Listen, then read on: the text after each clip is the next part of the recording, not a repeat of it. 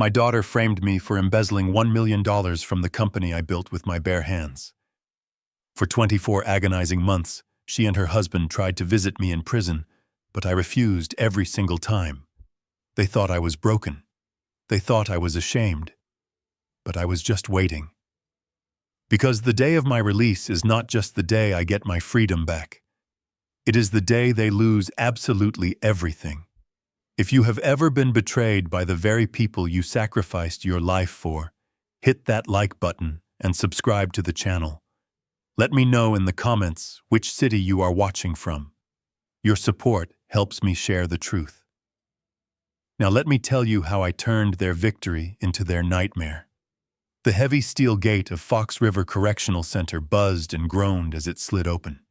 The sound was mechanical and cold, just like the last 2 years of my life. I stepped out into the biting Chicago winter wind. It cut right through my thin gray jacket, the kind they give you when you leave with nothing but the clothes on your back and a plastic bag containing a toothbrush and a cheap watch. I am Harrison Blackwood, 70 years old, once the CEO of Blackwood Steel, now just inmate number 7842. I took a deep breath. The air tasted of diesel fumes and snow, but to me it tasted like oxygen. I expected to walk to the bus stop. I expected silence. But the universe had one more insult waiting for me. A black Mercedes Maybach shining like a dark jewel against the gray slush of the parking lot pulled up to the curb.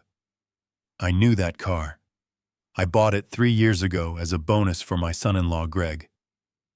The window rolled down with a smooth electric hum. Warm air rushed out from the climate-controlled interior, hitting my frozen face. Greg sat behind the wheel. He was wearing a tailored Italian suit, his hair perfectly gelled, a gold Rolex glinting on his wrist. The same wrist I had pulled out of handcuffs 10 years ago, when he was nothing but a broke college kid in trouble with the law. Next to him sat Mallory, my daughter, my only child. She was looking down at her phone, her thumbs scrolling rapidly, refusing to even turn her head. She wore oversized sunglasses hiding the eyes that used to look at me with admiration. Now she just looked like a stranger who wanted to be anywhere else. "Get in, Harrison," Greg said. He didn't say Dad. He didn't say Sir. Just Harrison. His voice was casual, bored even. "We are not here to take you home. We just wanted to make sure you understood the new arrangement." I stood still. My boots were heavy on the frozen asphalt. I tightened my grip on the plastic bag. I did not move toward the car. Mallory finally looked up. She lowered her sunglasses just an inch. Her eyes were red, but not from crying. They looked tired, annoyed. "Please, Dad," she said, her voice thin and sharp. "Don't make this difficult. We have a press conference in an hour for the IPO launch. Just listen to Greg." Greg smirked. He reached into his inner jacket pocket and pulled out a thick white envelope. He didn't hand it to me. He tossed it out the window. It landed in a puddle of dirty slush near my feet. "There is $20,000 in there," Greg said, tapping the steering wheel. "Consider it a severance package. A final gift. Take it. Go to Florida. Go to Arizona. I don't care where you go as long as it is not Chicago. If you come within 500 feet of the Blackwood building or our house, the restraining order kicks in immediately. You are a convicted felon now, Harrison. Nobody will believe you. Nobody wants to hire a 70-year-old thief." I looked at the envelope. It was soaking up the brown water. $20,000. That was what my life was worth to them. I built an empire of steel and concrete. I put Mallory through the best schools. I gave Greg a career when nobody else would give him an interview. And this was their repayment. Mallory turned to Greg, whispering loudly enough for me to hear. "Let's go, Greg. He has the money. We are going to be late." She couldn't bear to look at me for more than 5 seconds. The guilt must have been eating her alive, or maybe she had simply killed her conscience so completely that I was nothing more than a nuisance to her. I stepped forward. Greg flinched his hand, moving to the gear stick, ready to speed away. But I didn't reach for the door handle. I didn't reach for his throat, even though every instinct in my body screamed for me to drag him out of that car. Instead, I stepped on the envelope. I placed my heavy, mud-caked prison boot directly onto the white paper. I pressed down. I ground the heel into the asphalt, twisting it until the paper tore and the cash inside was buried in the filth. Greg's jaw dropped. "You crazy old man," he spat. "That is 20 grand. Keep it," I said. My voice was raspy from disuse, but it was steady. It was the voice of a man who had survived 24 months in a cage with murderers and gang members. It was not the voice of a defeated grandfather. "You are going to need every penny for your lawyers, Greg." Mallory gasped. "Dad, stop it," she hissed. "You have nothing. You are homeless. Don't act like you still have power. You lost. It is over." I looked straight at her. I locked eyes with the little girl I used to carry on my shoulders, the woman who signed the documents that sent me to prison. "Is it?" I asked softly. Greg scoffed. He shook his head, laughing nervously. "Let him freeze, Mallory. He is senile. He thinks he is still the boss. Let's go." He slammed his foot on the gas. The Maybach roared, the tires spinning and spraying a wave of freezing slush all over my legs. I didn't flinch. I watched them speed away, turning the corner and disappearing toward the highway. They were driving back to my company, back to my house, back to the life they stole. They thought they had just discarded trash. They didn't realize they had just lit the fuse. I stood there for a moment, the cold wind biting my skin, looking at the tire tracks left in the snow. I felt a strange sense of calm. The sadness was gone. The shock was gone. All that was left was a cold, hard clarity. A horn honked behind me. A short, polite beep. I turned around. A rusted, beat-up Ford Taurus from the early 2000s was idling by the gate. The paint was peeling and the muffler was rattling, creating a cloud of black smoke. But to me it looked better than the Maybach. The driver's side door opened with a creak. Leonard stepped out. He was my age, wearing a trench coat that had seen better days, and a fedora that went out of style 30 years ago. Leonard was my corporate lawyer for decades, until Greg fired him the day after I was arrested. He was the only one who visited me. The only one who believed me. He walked over, ignoring the mud, and wrapped his thin arms around me in a hug. He smelled of cheap coffee and old paper. "Welcome back to the land of the living." "Harrison," he said, patting my back. I pulled away and looked at him. "Did you bring it?" Leonard nodded. He walked back to the car and opened the passenger door for me. "It is all in the file," he said. "They are moving fast, Harrison. The IPO is tomorrow night. They are planning to sell 40% of the company to foreign investors. Once that bell rings on Wall Street, the company structure changes. We won't be able to touch them." I climbed into the passenger seat. The heater was broken, blowing lukewarm air that smelled of dust, but I didn't care. I watched the prison walls fade into the distance as we drove away.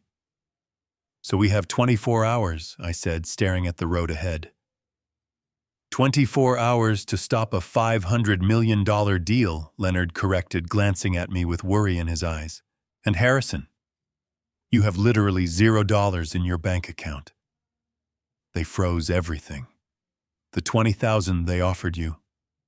That was probably the only liquidity you could touch. I looked down at my boots. A piece of the torn envelope was still stuck to the heel. I scraped it off against the floor mat. "They think money is power, Leonard," I said quietly. "They think because they took my accounts, they took my teeth. But they forgot who taught them how to hunt." Leonard merged onto the highway, the old engine straining. "Where to?" "The shelter. I know a place downtown that is clean." "No," I said. "Take me to the First Community Bank on 47th Street. Leonard looked confused. "That tiny branch, Harrison, you don't have an account there." I leaned back, closing my eyes, letting the vibration of the car settle into my bones. "I don't have an account that they know about." Greg and Mallory checked the digital records. They checked the wires. They checked everything that lives on a computer screen. But they forgot that I started doing business in 1980. I opened my eyes and looked at Leonard. Drive, Leonard. I might be broke, but I am not poor, and I am definitely not finished. Leonard smiled a small, knowing smile. He hit the gas. The old Ford rattled, but it picked up speed. We were heading toward the city, toward the skyscrapers that pierced the gray sky, toward my enemies. As we drove, I reached into the plastic bag and pulled out the cheap digital watch the prison gave me. I strapped it to my wrist. The numbers blinked. 10:00 a.m. The countdown had begun. They had money. They had influence. They had the arrogance of youth. But I had something much more dangerous. I had patience, and I had a secret that was buried deep in a vault that hadn't been opened in 20 years. The price of freedom isn't cheap, I thought, as the Chicago skyline came into view, but the price of betrayal. That is going to cost them everything. The heater in Leonard's Ford Taurus rattled like a dying lung, spitting out bursts of lukewarm air that smelled of stale tobacco and old paper. I sat in the passenger seat, staring at the thick manila folder resting on my knees. It was heavy, heavier than the shackles they had put on me 2 years ago.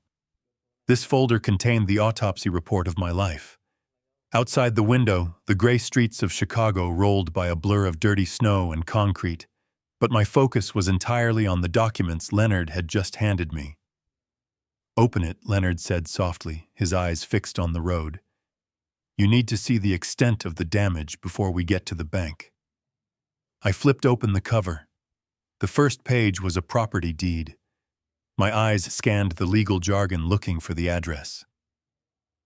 1402 Lake Forest Drive. My home. The house I had built with my own hands 30 years ago. The house where my wife Sarah had planted her rose garden.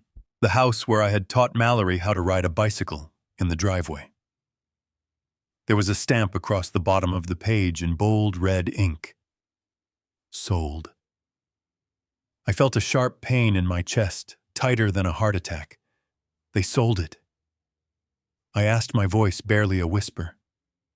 I told Mallory specifically to keep the house. I told her it was the only thing I wanted left untouched. It is where her mother died, Leonard.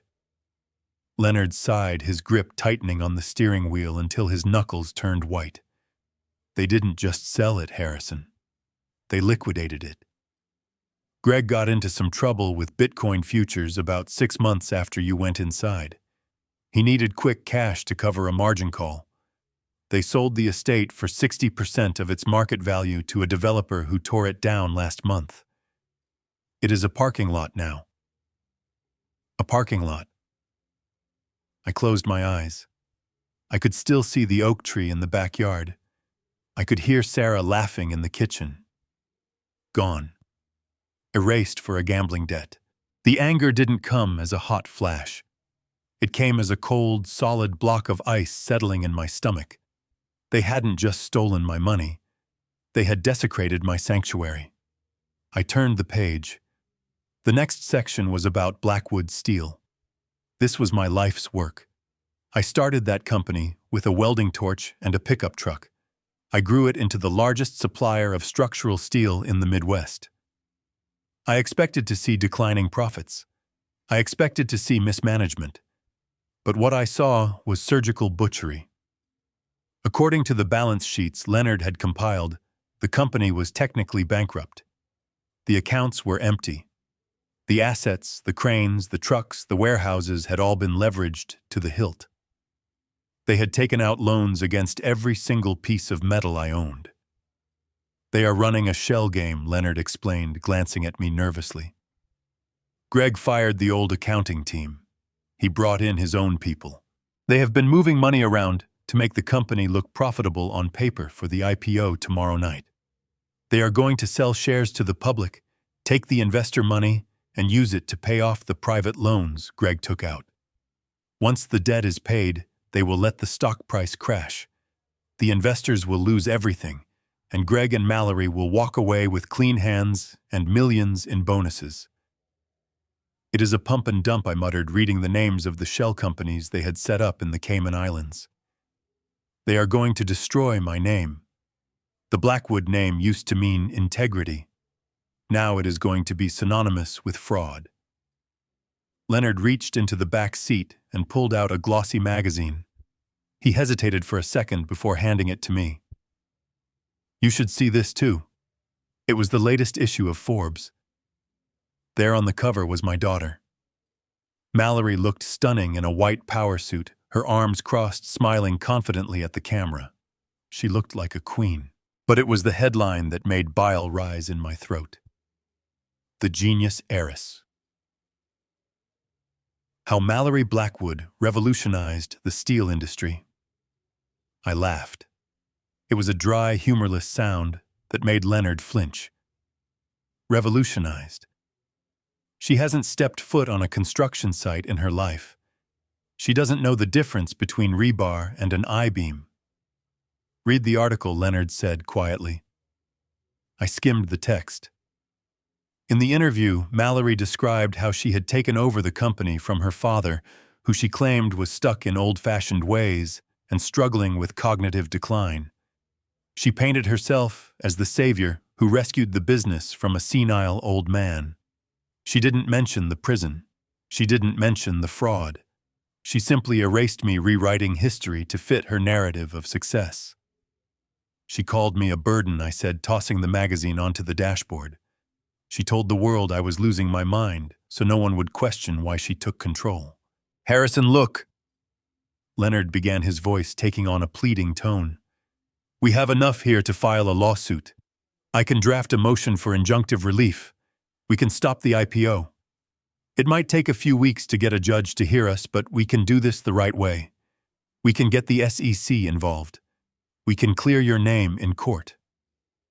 I looked out the window at the passing city. I saw the steel skeletons of buildings I had helped raise. I saw the bridges my metal held together. Lawsuits, judges, appeals. Leonard, how long did my trial take? I asked. 8 months, he replied. And how long did it take for them to convict me on false evidence? 4 hours of jury deliberation. Exactly. The law is a slow machine, Leonard, and it is a machine that runs on money. Greg and Mallory have high-priced lawyers. They have media connections. If I sue them, they will drag it out for 5 years. They will bury me in paperwork until I die of old age.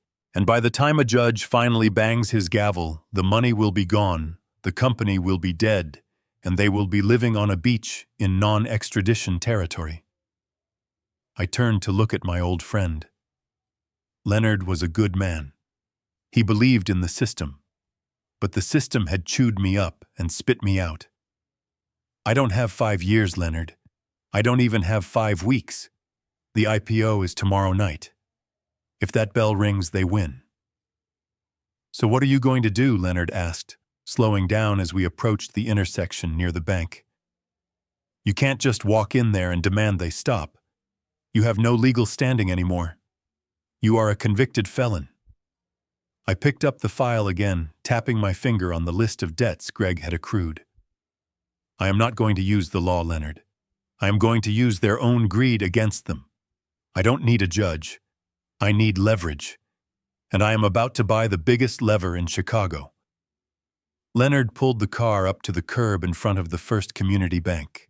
It was a small brick building, nothing like the glass towers downtown. It looked forgotten, just like me. You are talking about something dangerous, Harrison, Leonard warned, putting the car in park. If you go outside the law, there is no coming back. If this goes wrong, you go back to prison for the rest of your life. I opened the door and stepped out into the cold wind. I adjusted my collar, feeling the ghost of the man I used to be. I am already serving a life sentence, Leonard. The sentence of knowing my own blood betrayed me. Going back to a cell doesn't scare me. What scares me is letting them get away with it. I leaned back into the car window. Wait here. This won't take long. And Leonard, if I don't come out in 20 minutes with the bonds, you can drive away and forget you ever knew me. I turned and walked toward the bank entrance. I didn't have a weapon. I didn't have an army. But as I pushed open the heavy glass doors, I felt a surge of adrenaline I hadn't felt in decades. I was done being the victim. Today the hunter was returning to the wild, and the first step was retrieving the weapon that had been waiting for me in the dark for 20 years. The first community bank on 47th Street looked exactly as I remembered it from 20 years ago. It was a squat brick building with barred windows and a heavy oak door that looked like it belonged to a fortress rather than a financial institution. In a world of glass skyscrapers and digital transactions, this place was a dinosaur. That was exactly why I chose it. It was off the grid, unnoticed by the modern financial algorithms that Mallory and Greg worshipped. I stepped out of Leonard's car and buttoned my thin jacket against the wind. I could feel the weight of the small brass key in my pocket, the one Leonard had kept safe for me all these years. It was cold and heavy against my thigh, a reminder that I had prepared for a rainy day long before the storm actually hit. I pushed open the heavy wooden door. The air inside smelled of floor wax and old paper, a scent that instantly transported me back to a time when business was done with a handshake and not a lawsuit. The lobby was empty except for a security guard who looked like he was half asleep and a young man sitting behind a desk labeled branch manager. The manager looked up as I entered. He couldn't have been more than 25, wearing a suit that was too tight and a tie that was too loud. He took one look at my mud-stained boots, my prison-issue gray trousers, and my unshaven face, and his expression shifted from boredom to disgust. He stood up immediately, walking around his desk with his hands raised as if he were shooing away a stray dog. "Sir, I am going to have to ask you to leave," he said, his voice dripping with condescension. "This is a private bank for account holders only. The homeless shelter is 3 blocks down on State Street." I stopped walking and looked him in the eye. I didn't raise my voice. I didn't get angry. I just stood my ground, with the posture of a man who used to command thousands of employees. "I am not looking for a shelter, son," I said calmly. "I am looking to access my safety deposit box." The manager laughed, a short, incredulous sound. "You have a safety deposit box here? Look, I don't want any trouble. But if you don't turn around and walk out that door, I am going to call the police. We have a zero-tolerance policy for loitering." He reached for the phone on his desk. His fingers were manicured soft. He had never worked a day of hard labor in his life. He saw a bum. He didn't see the man who could buy this entire building with the contents of his pockets. I took a step closer. "My name is Harrison Blackwood. Box number 88. He paused, the receiver hovering halfway to his ear. He typed something into his computer with his free hand, his eyes flicking back and forth between the screen and my face. "Blackwood," he muttered. He hit the enter key aggressively. "There is no Harrison Blackwood in our active system. Like I said, sir, you are wasting my time. Please leave before I have you escorted out." I sighed. This was the problem with the new generation. If it wasn't on a screen, it didn't exist. "Check the physical ledger," I said, my voice hardening. "The accounts from before the year 2000 digital migration. They are in the red binder in the safe behind you. Box 88 is a legacy account. It doesn't appear on your cloud server because I paid for a 50-year lease in cash in 1995. The manager blinked. He looked at the heavy steel safe door behind his desk, then back at me. He was wavering. The confidence was cracking. He realized that a homeless man shouldn't know about the red binder or the digital migration protocols. He slowly put the phone down. He turned around and spun the dial on the day safe. He pulled out a dusty leather-bound book that looked like it hadn't been touched in a decade. He flipped through the yellowed pages, the sound of the paper loud in the silent bank. He stopped. His finger traced a line near the front of the book. His eyes widened. He looked up at me, and this time there was no disgust, only fear and confusion. "Harrison Blackwood," he read. "Box 88. Authorized access. Unrestricted." I held out my hand. "The key, please. I have my copy, but I need your master key to turn the second lock." He swallowed hard. "Yes. Yes, of course, Mr. Blackwood. I apologize. I didn't know." He scrambled to a drawer and pulled out a ring of keys. "Right this way." He led me to the back of the bank, past the teller cages, to the steel gate of the vault. He unlocked it with trembling hands. The heavy door swung open, revealing rows of metal boxes lining the walls. It was a tomb of secrets, and I was here to resurrect one. "Leave me," I said. The manager nodded quickly and retreated, closing the gate behind him, but leaving me inside the privacy of the vault. I walked to the corner. Box 88. It was at eye level. I pulled the small brass key from my pocket. My hand shook slightly, not from age, but from the weight of the moment. This was it. The lifeline I had hoped I would never need. I inserted the key. I turned it. The lock clicked with a satisfying mechanical thud. I pulled the long metal box out and carried it to the small viewing table in the center of the room. I sat down and took a deep breath. Then I flipped the lid open. The smell of old paper drifted up. Inside, neatly stacked, were bundles of documents that looked boring to the untrained eye. But to me, they were beautiful.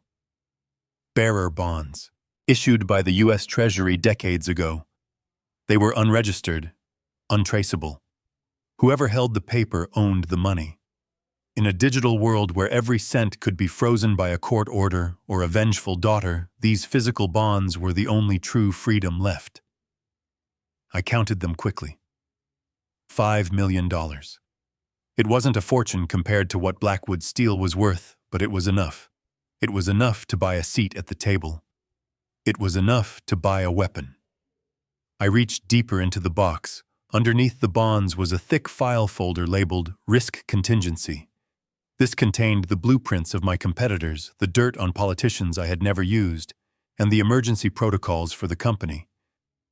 But as I pulled it out, a white envelope fell from between the pages. I froze.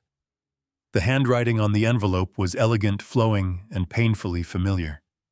To Harrison. Open only if you are alone. It was Sarah's handwriting. My wife. She had been dead for 10 years. I didn't remember putting this here. My heart hammered against my ribs as I picked it up. The paper was brittle. I tore it open carefully. My dearest Harrison, if you are reading this, then my worst fears have come true, and I am no longer there to protect you. You always saw the best in people, my love. You saw the best in Mallory, and you even saw potential in Greg when I only saw a wolf in sheep's clothing. I put this letter here the day you added Greg to the board of directors. I saw the way he looked at the company assets, not with pride but with hunger. And I saw the way Mallory looked at him, blinded by love or perhaps blinded by the same greed. I need you to know something I never told you. Before I got sick, I hired a private investigator to look into Greg's past in Nevada.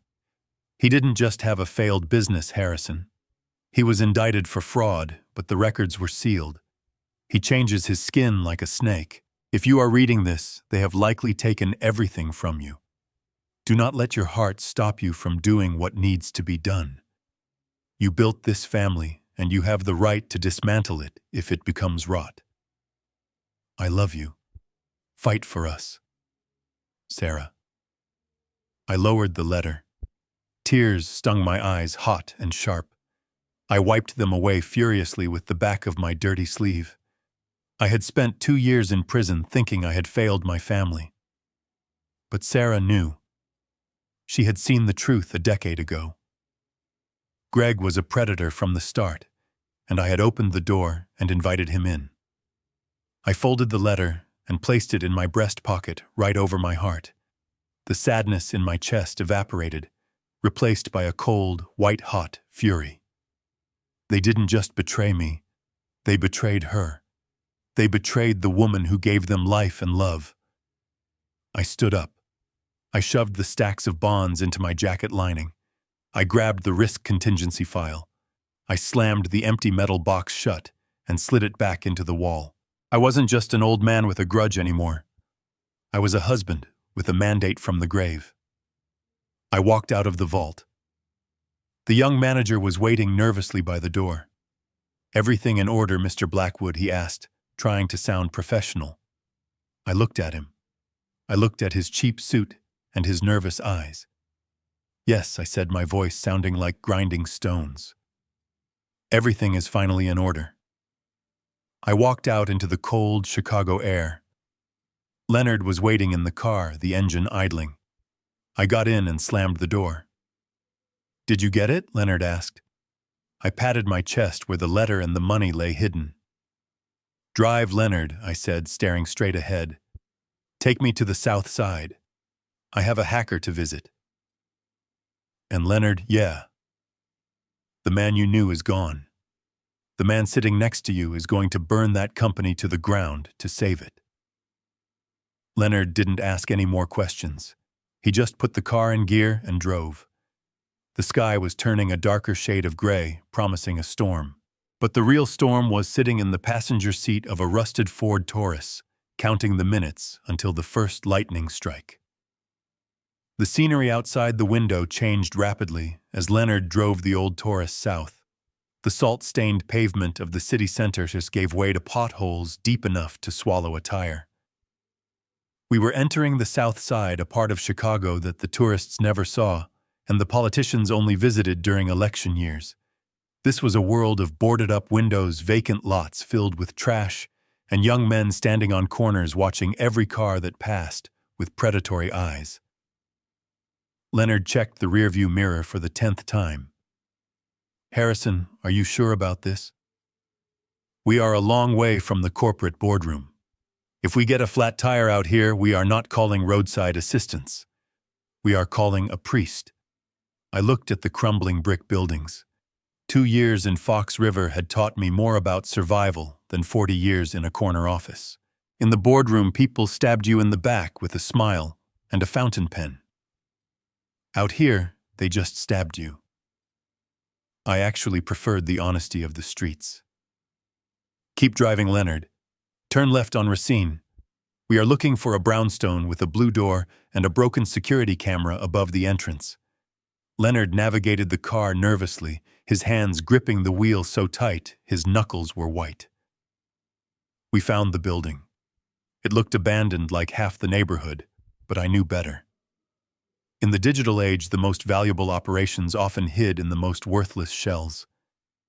I told Leonard to keep the engine running. I stepped out, pulling my collar up against the biting wind. The smell of marijuana and burning plastic hung in the air. I walked up the cracked steps to the blue door. There was no doorbell, just a heavy steel knocker shaped like a lion's head, rusted almost beyond recognition. I knocked 3 times, 2 fast, 1 slow. Silence. Then a small slat in the door slid open. A pair of eyes stared out at me, dark, suspicious, and hard. "Get lost, old man," a voice hissed from behind the steel. "We don't have any change." I didn't flinch. I leaned in close to the wood. "I am not here for change. I am here to collect on a debt from Fox River. Block C, Cell 42. The eyes widened slightly. There was a pause, heavy and tense, lasting for 5 seconds that felt like 5 hours.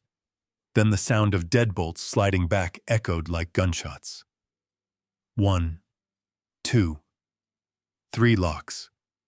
The door creaked open. Standing there was a young man in a black hoodie, his face illuminated by the blue light of the hallway. He was thin, wired with nervous energy, but his eyes were sharp.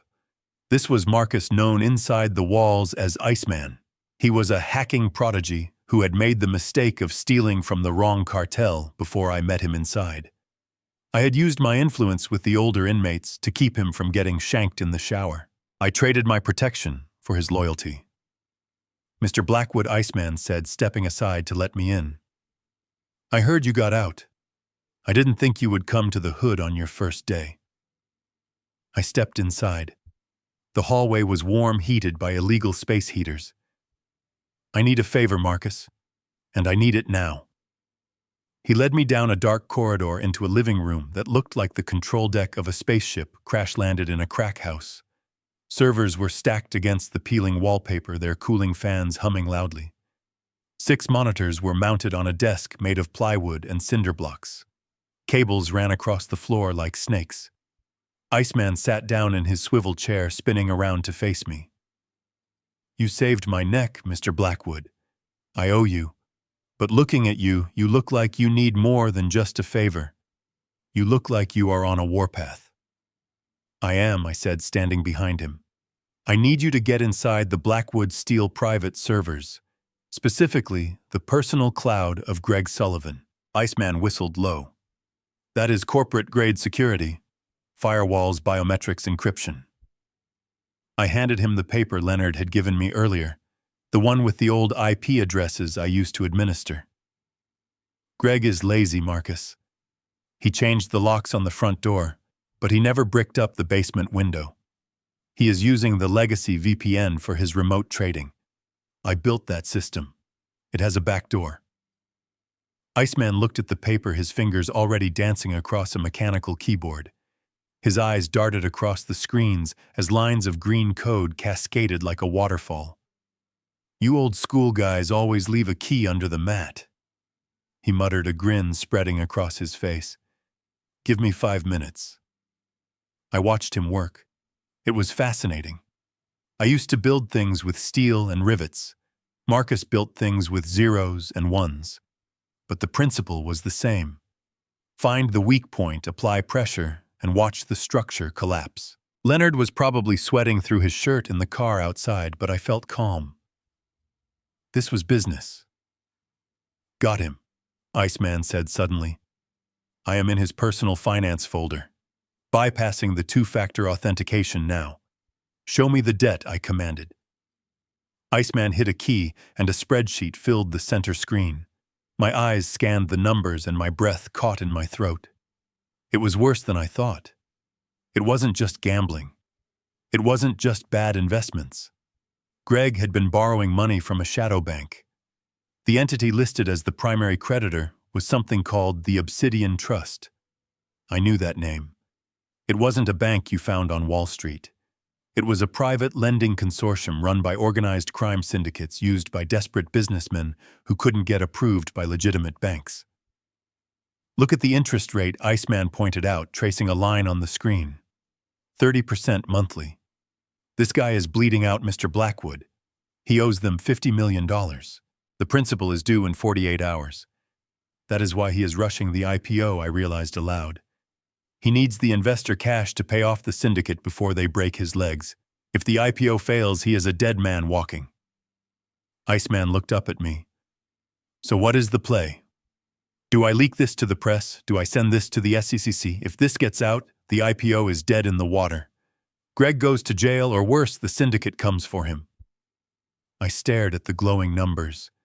The easy thing to do would be to expose him, to burn it all down right now. But destruction was too quick.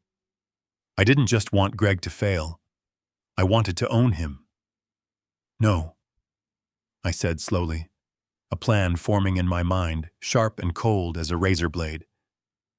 "Do not leak it." Iceman looked confused.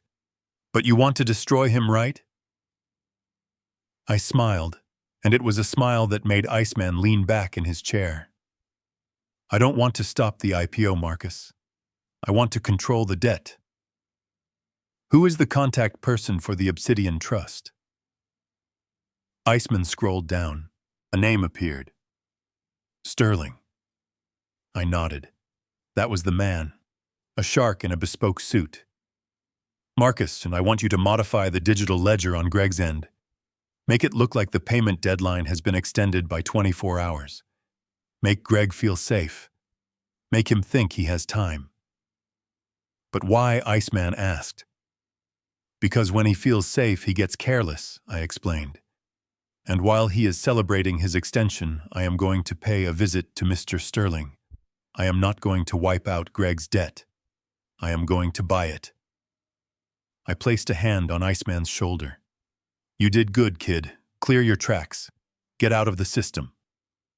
I turned to leave. The plan had changed. I wasn't going to be the whistleblower.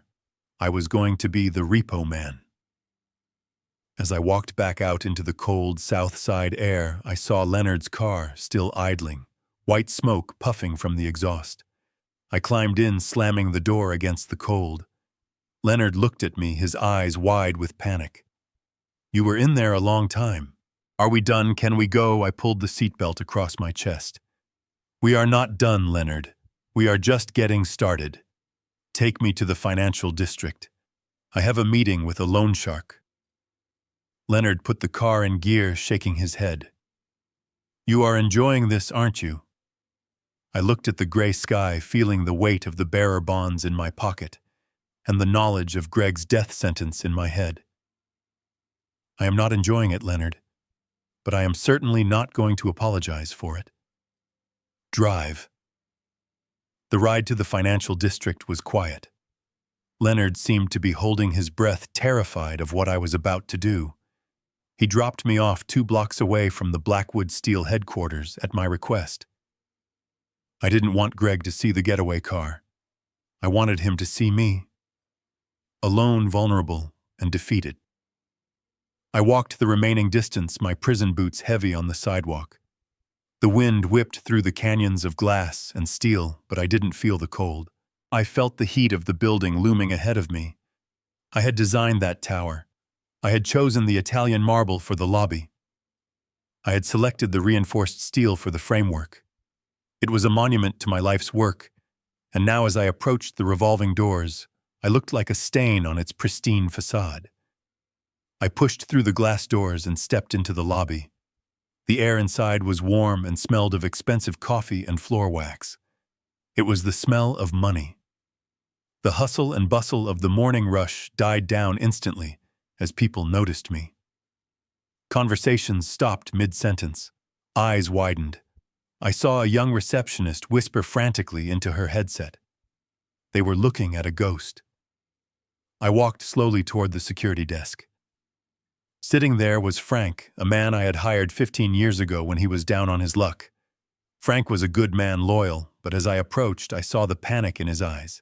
He stood up, fumbling with his belt, unsure whether to salute me or tackle me. "Mr. Blackwood." Frank stammered, his voice dropping to a whisper. "Sir, you know I can't let you be here. The memo came down this morning. If you show up, we have to call the police immediately.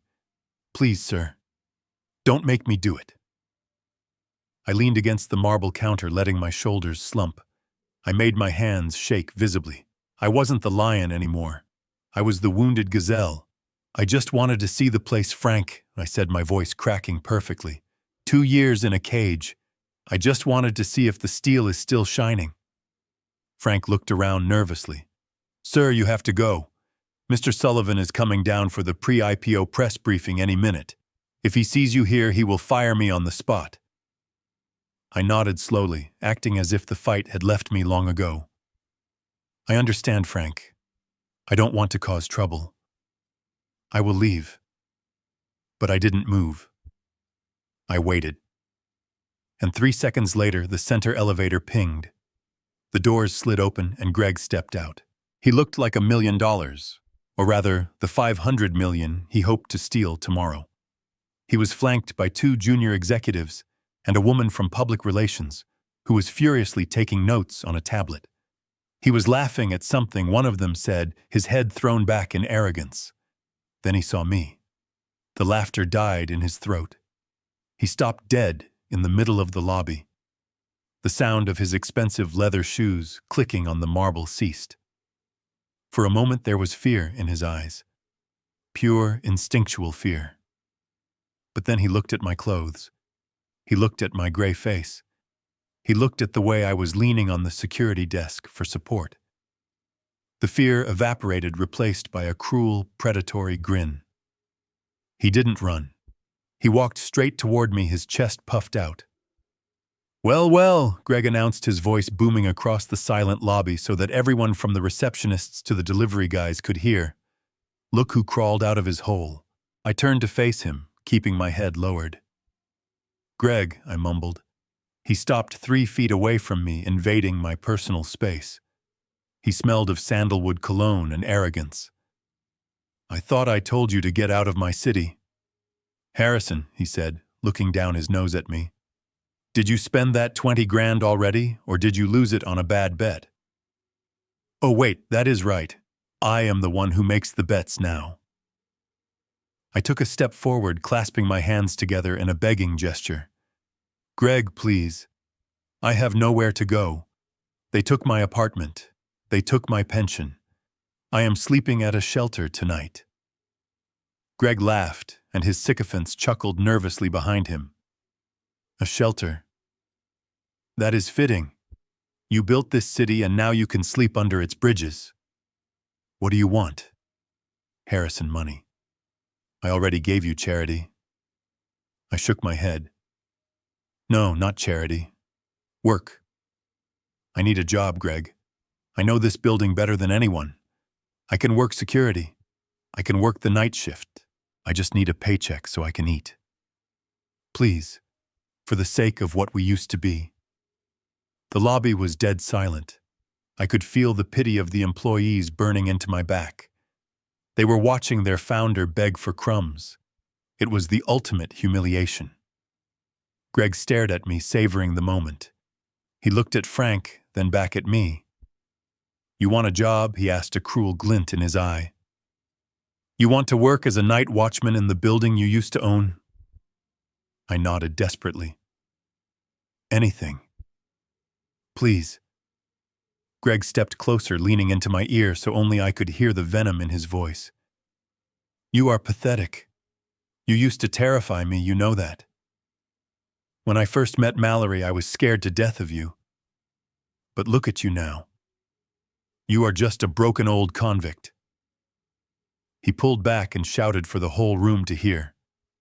"We don't hire felons at Blackwood Steel. It is against company policy. Besides, we can't have a thief guarding the vault, can we?" He turned to Frank. "Frank, escort this man out. And if he comes back, don't call the police. Call the dog catcher." Laughter rippled through the group of executives. Greg felt invincible. He had crushed me publicly. He had won. I hung my head in shame. "You are right," I whispered. "I am sorry. I shouldn't have come. I am sorry for everything." I turned to leave, but my foot caught on the edge of the carpet. I stumbled, falling toward a large decorative potted plant that stood next to the elevator bank. It was a ficus tree, dense and leafy. "Whoa there, careful, old-timer," one of the executives sneered. I caught myself on the edge of the planter, my hands delving deep into the foliage to steady myself. In that split second, hidden by the leaves and my own body, my right hand moved. I slipped the small black listening device that Iceman had given me out of my sleeve. I pressed it firmly into the soil right at the base of the plant, hidden beneath a layer of decorative moss. It was invisible. I pushed myself up, dusting off my hands. "I am okay," I muttered. "I am okay." Greg shook his head in disgust. "Look at him. He can barely walk." "Get him out of here, Frank. He is depressing the investors." Frank gently took my arm. "Come on, Mr. Blackwood. Let's go." I let Frank lead me toward the revolving doors. I didn't look back at Greg. I didn't need to. I knew exactly what he was doing. He was turning to his team, making a joke, feeling like the king of the world. He thought he had just kicked a stray dog. He didn't realize the dog had just bitten him, and the poison was already in his veins. As I stepped out into the cold wind, the humiliation washed off me like rain. My posture straightened. The shake in my hands disappeared. I walked down the block to where Leonard was waiting. I climbed into the car and closed his door. "Well," Leonard asked, looking at my face. "Did he see you?" He saw exactly what he wanted to see. I replied, reaching into my pocket and pulling out a small earpiece. I put the earpiece in and tapped the receiver. Instantly, the sound of the lobby flooded into my ear. I could hear the murmur of the employees, and then loud and clear I heard Greg's voice. "Can you believe the nerve of that old bastard? He is finished. totally finished. Come on, let's go up to the boardroom. I need to call Sterling and tell him the payment is secured. I smiled. It was a cold, hard smile. He is heading to the boardroom, Leonard, I said, leaning back in the seat. And thanks to that little stumble, we are going right up there with him. Leonard looked at me with a mixture of fear and awe. You planted a bug. In the middle of the lobby, I checked my watch. The game was afoot. Greg thinks I am weak. He thinks I am desperate. And that is why he is going to make a mistake. Drive Leonard. We have a loan shark to meet. And now I know exactly what Greg is going to tell him. The car pulled away from the curb. Behind me, the Blackwood Tower stood tall and proud, but inside the rot was about to be exposed. Greg had signed my banishment order, but he had just handed me the keys to his destruction. The Chicago Chop House was the kind of place where a salad cost more than my first car. It was a fortress of mahogany brass and the smell of aged beef and old money. It was also the unofficial office of Raymond Sterling, the man who ran the Obsidian Trust. I knew he would be here because men like Sterling were creatures of habit. They liked to eat in places where they could watch the door and where the staff knew better than to ask questions about the bulges under their guests' jackets. I walked through the revolving doors, the warmth of the restaurant hitting me instantly. The maitre d', a thin man with a nose that looked like it smelled something bad, permanently stepped in front of me immediately. He looked at my worn boots and my cheap jacket with practiced disdain. "Sir, the delivery entrance is around the back," he said, not even bothering to make eye contact. "We are in the middle of the lunch rush." I didn't stop. I didn't even slow down. I walked right past him, my shoulder brushing against his impeccable tuxedo. "I am not a delivery boy," I said, my voice low and hard. "I am here to see Raymond Sterling." The maitre d' sputtered, reaching for his radio. "Mr. Sterling does not see walk-ins, especially not people like you." Security, I kept moving. I knew exactly where Sterling sat.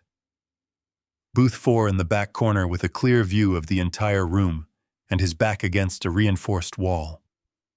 I navigated through the tables, ignoring the stares of the lunch crowd. These were bankers, lawyers, and politicians. They looked at me with a mix of curiosity and revulsion, like I was a rat that had scurried across their expensive carpet. I reached the booth. 2 men in dark suits stood up instantly, blocking my path. They were big, the kind of muscle that was bought by the pound. One of them reached inside his jacket. Sterling sat behind them, cutting into a rare steak. Blood pooled on the white porcelain plate. He didn't look up. He just took a bite, chewed slowly, and swallowed. Then he wiped his mouth with a linen napkin and raised a single finger. The bodyguards paused. Sterling looked at me. He had eyes like a shark, black and dead. He took in my appearance, analyzing me like an actuary calculating risk. "You have 10 seconds to explain why you are interrupting my lunch before my associates break your legs and throw you in the dumpster," Sterling said. His voice was quiet, cultured, and terrifying. I stood my ground. I didn't flinch. I reached into my jacket pocket. The bodyguards tensed, ready to draw their weapons, but I didn't pull out a gun. I pulled out a single sheet of paper. It was the printout Iceman had given me. The debt ledger. I slammed it onto the table right next to his steak. "I am here to talk about the $50 million Greg Sullivan owes you," I said. Sterling stopped. He looked at the paper, then back at me. A flicker of recognition crossed his face. He waved his hand, signaling the bodyguards to step back. They moved aside, but their eyes never left my throat. "Sit," Sterling said. I sat down opposite him. The leather booth was soft, a stark contrast to the metal bench I had sat on for 2 years.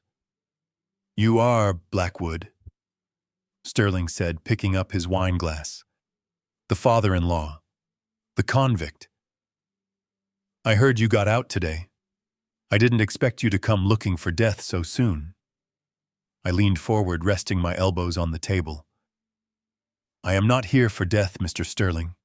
I am here for business. I know Greg owes you $50 million. I know the principal is due tomorrow, and I know he is planning to pay you with the proceeds from the IPO. Sterling swirled the red wine in his glass. That is correct. And since the IPO is projected to be a massive success, I have no reason to worry. Greg is a useful idiot. He will pay. I smiled. It was the smile of a man who held a royal flush. The IPO is a fraud, I said. The company is hollow. I built that place and I know where the bodies are buried. The SEC is already sniffing around.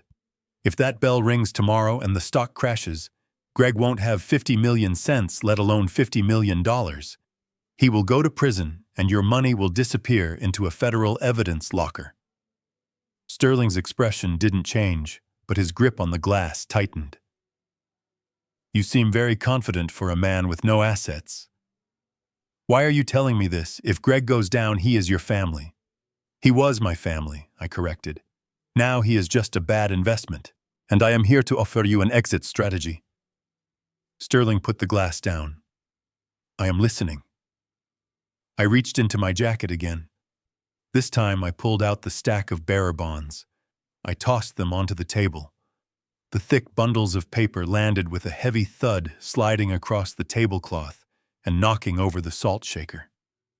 $5 million, I said. In anonymous, untraceable U.S. Treasury bearer bonds. Cash on the barrel. Right here. Right now. Sterling looked at the bonds. He reached out and touched the top bundle, rubbing the paper between his thumb and forefinger. He knew they were real. Men like him knew the texture of money better than the touch of a woman. 5 million is not 50 million, Sterling said, raising an eyebrow. You are short. I shook my head. You are looking at it wrong. Greg owes you 50 million of bad debt. It is a high-risk asset. If the IPO fails, which I guarantee it, will you get zero. In fact, you get exposure to a federal investigation. I am offering to buy that debt from you right now for 10 cents on the dollar. You walk away with 5 million guaranteed clean money and you wash your hands of the mess that is coming tomorrow. Sterling stayed silent for a long moment. He was calculating. He was a businessman and he knew the rule of the street. A bird in the hand is worth two in the bush, especially if the bush is on fire. You want to buy his debt, Sterling said slowly. You want to become his creditor. I nodded. I want you to assign the note to me. I want legal ownership of everything Greg Sullivan owes. I want the rights to his collateral. Sterling laughed. It was a dry, rasping sound. Collateral. He put up his personal shares in Blackwood Steel as collateral. If you own the debt and he defaults. I own him, I finished the sentence. Sterling looked at me with a new expression. It wasn't pity anymore. It was respect. The kind of respect one predator has for another. He picked up his steak knife and pointed it at me. You are not trying to save him, are you?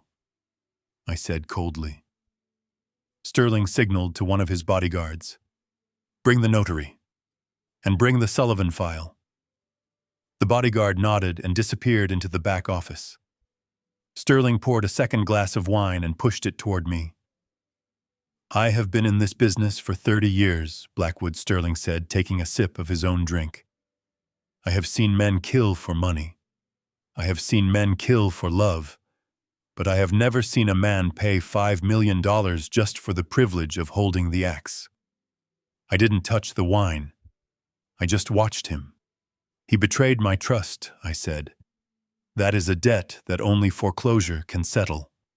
5 minutes later, a nervous-looking man in a cheap suit arrived with a portable seal and a stack of documents. Sterling signed the transfer of debt with a flourish. He stamped the papers. He took the bonds and slid them into a metal briefcase one of his guards held open. I signed my name on the bottom line. Harrison Blackwood, creditor. It was done. The legal chain was forged. Greg Sullivan no longer owed money to a faceless syndicate. He owed it to me.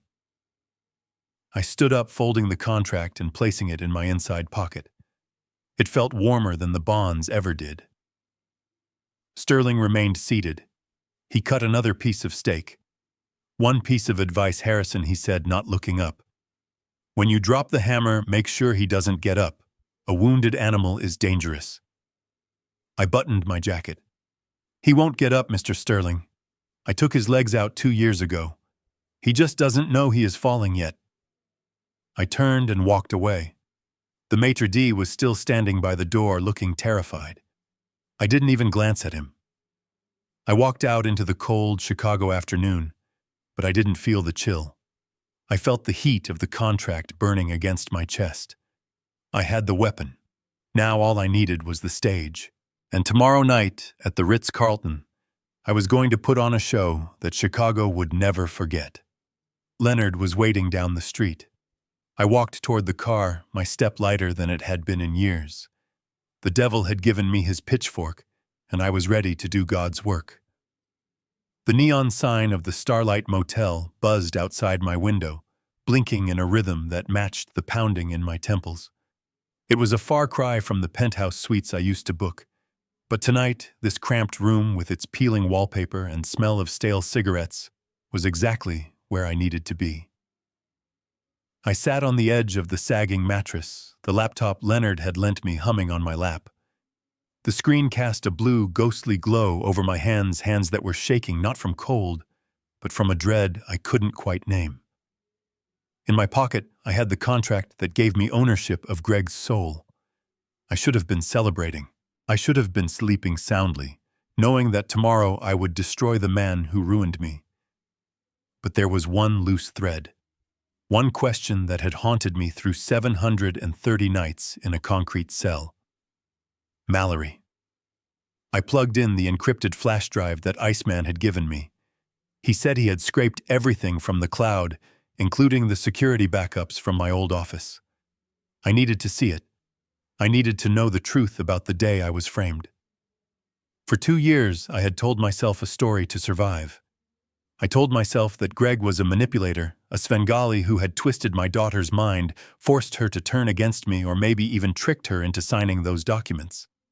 I clung to that belief because it was the only thing that kept me from hanging myself in my cell. I could hate a son-in-law, but I couldn't hate my own blood. I navigated to the folder marked Security Archive. I found the file dated 2 weeks before my arrest. I clicked play. The video player opened. The grain was coarse, but the image was unmistakable. It was my office. The mahogany desk I had imported from Brazil. The view of the Chicago skyline. And sitting in my chair was Mallory. She wasn't tied up. She wasn't crying. She wasn't being yelled at by Greg. She was laughing.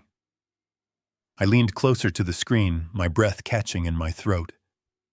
Greg was standing by the window, pouring himself a drink from my crystal decanter. He looked nervous, pacing back and forth. "Are you sure about this?" "Mal," Greg asked, his voice tinny through the laptop speakers. "If the auditors look too closely at the signature, we are done. That is federal fraud." Mallory didn't look up. She was holding my fountain pen. The black Mont Blanc I had used to sign the incorporation papers of Blackwood Steel 40 years ago. She was bent over a stack of transfer orders, her hand moving with practiced precision. "Stop being such a coward, Greg," she said. Her voice was steady, cold. It didn't sound like the little girl I used to read bedtime stories to. It sounded like a stranger. "I have been watching him sign checks since I was 12. I know the loop of the B better than he does." She held up a document, inspecting it against the light. She smiled. A slow, satisfied smile that sent a shiver of ice down my spine. "Perfect," she whispered. Greg walked over and looked at the paper. He let out a low whistle. "It is identical. But Mal, seriously, he is your dad. If we transfer this debt to his name, he is going to prison. He will die in there." I froze. My heart stopped beating. I waited for her to hesitate. I waited for her to throw the pen across the room and say she couldn't do it. I waited for the daughter I raised to show up. Mallory just shrugged. She dropped the signed document onto the finished pile and reached for another. He is 70. Greg, she said, her tone bored. What does he need millions of dollars for? He is just going to hoard it until he dies. He had his turn. He built the empire fine. But he doesn't know how to enjoy it. He is an old dinosaur. She paused, looking directly at the camera as if she could see me watching her from the future. Besides, she continued dipping the pen into the inkwell. He is tough.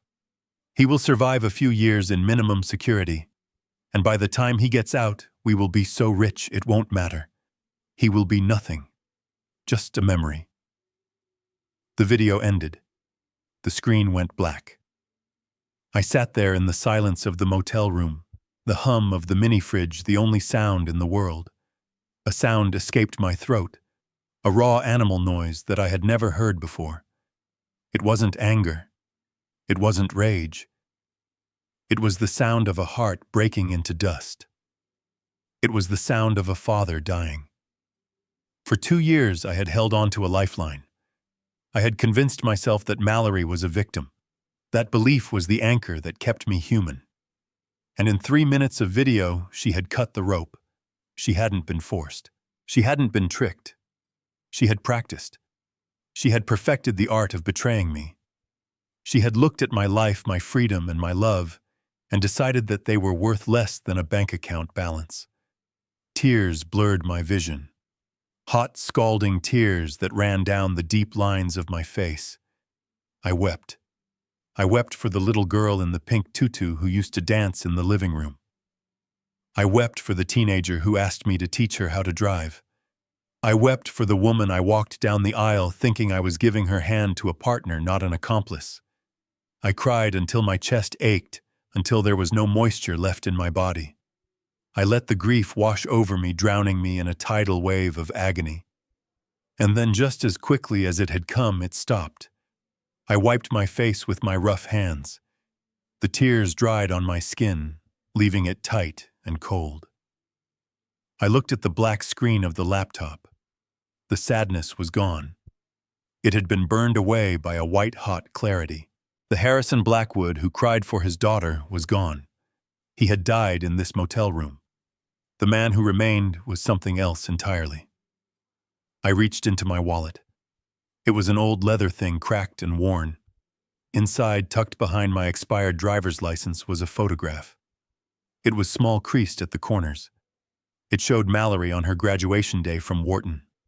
We were hugging.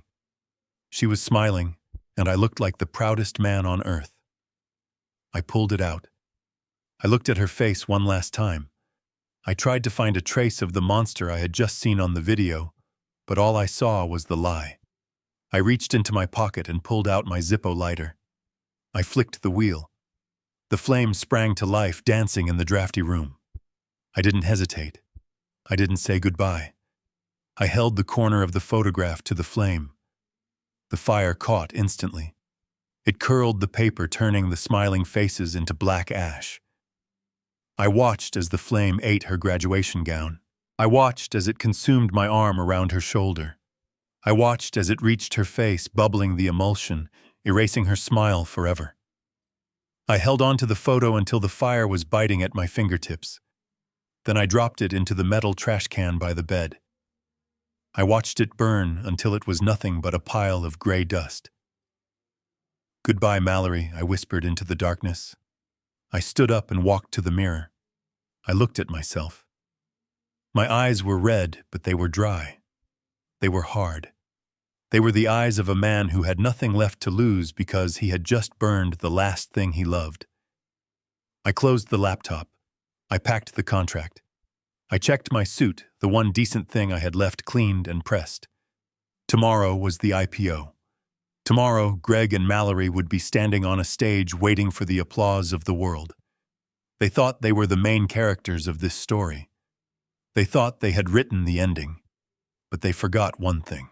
They forgot that the pen they used to write their future belonged to me. I turned off the light. I lay down on the hard bed, staring at the ceiling. I didn't sleep. I just waited for the sun to rise. The father was dead. The executioner was ready. And when the morning came, I would bring a darkness that not even their millions could light up. The morning of the IPO arrived with a sky the color of bruised iron. I sat in the passenger seat of Leonard's car, parked 3 blocks away from the Blackwood steel tower. The heater was still broken, but the cold didn't bother me today. Today was the day I would pull the string I had been carefully threading through the eye of a needle for the last 24 hours. Leonard looked at me, his hands shaking slightly as he held a disposable burner phone. "Are you sure he will take the bait, Harrison? This is a long shot. If he checks his sources, if he calls his bankers, the whole thing falls apart."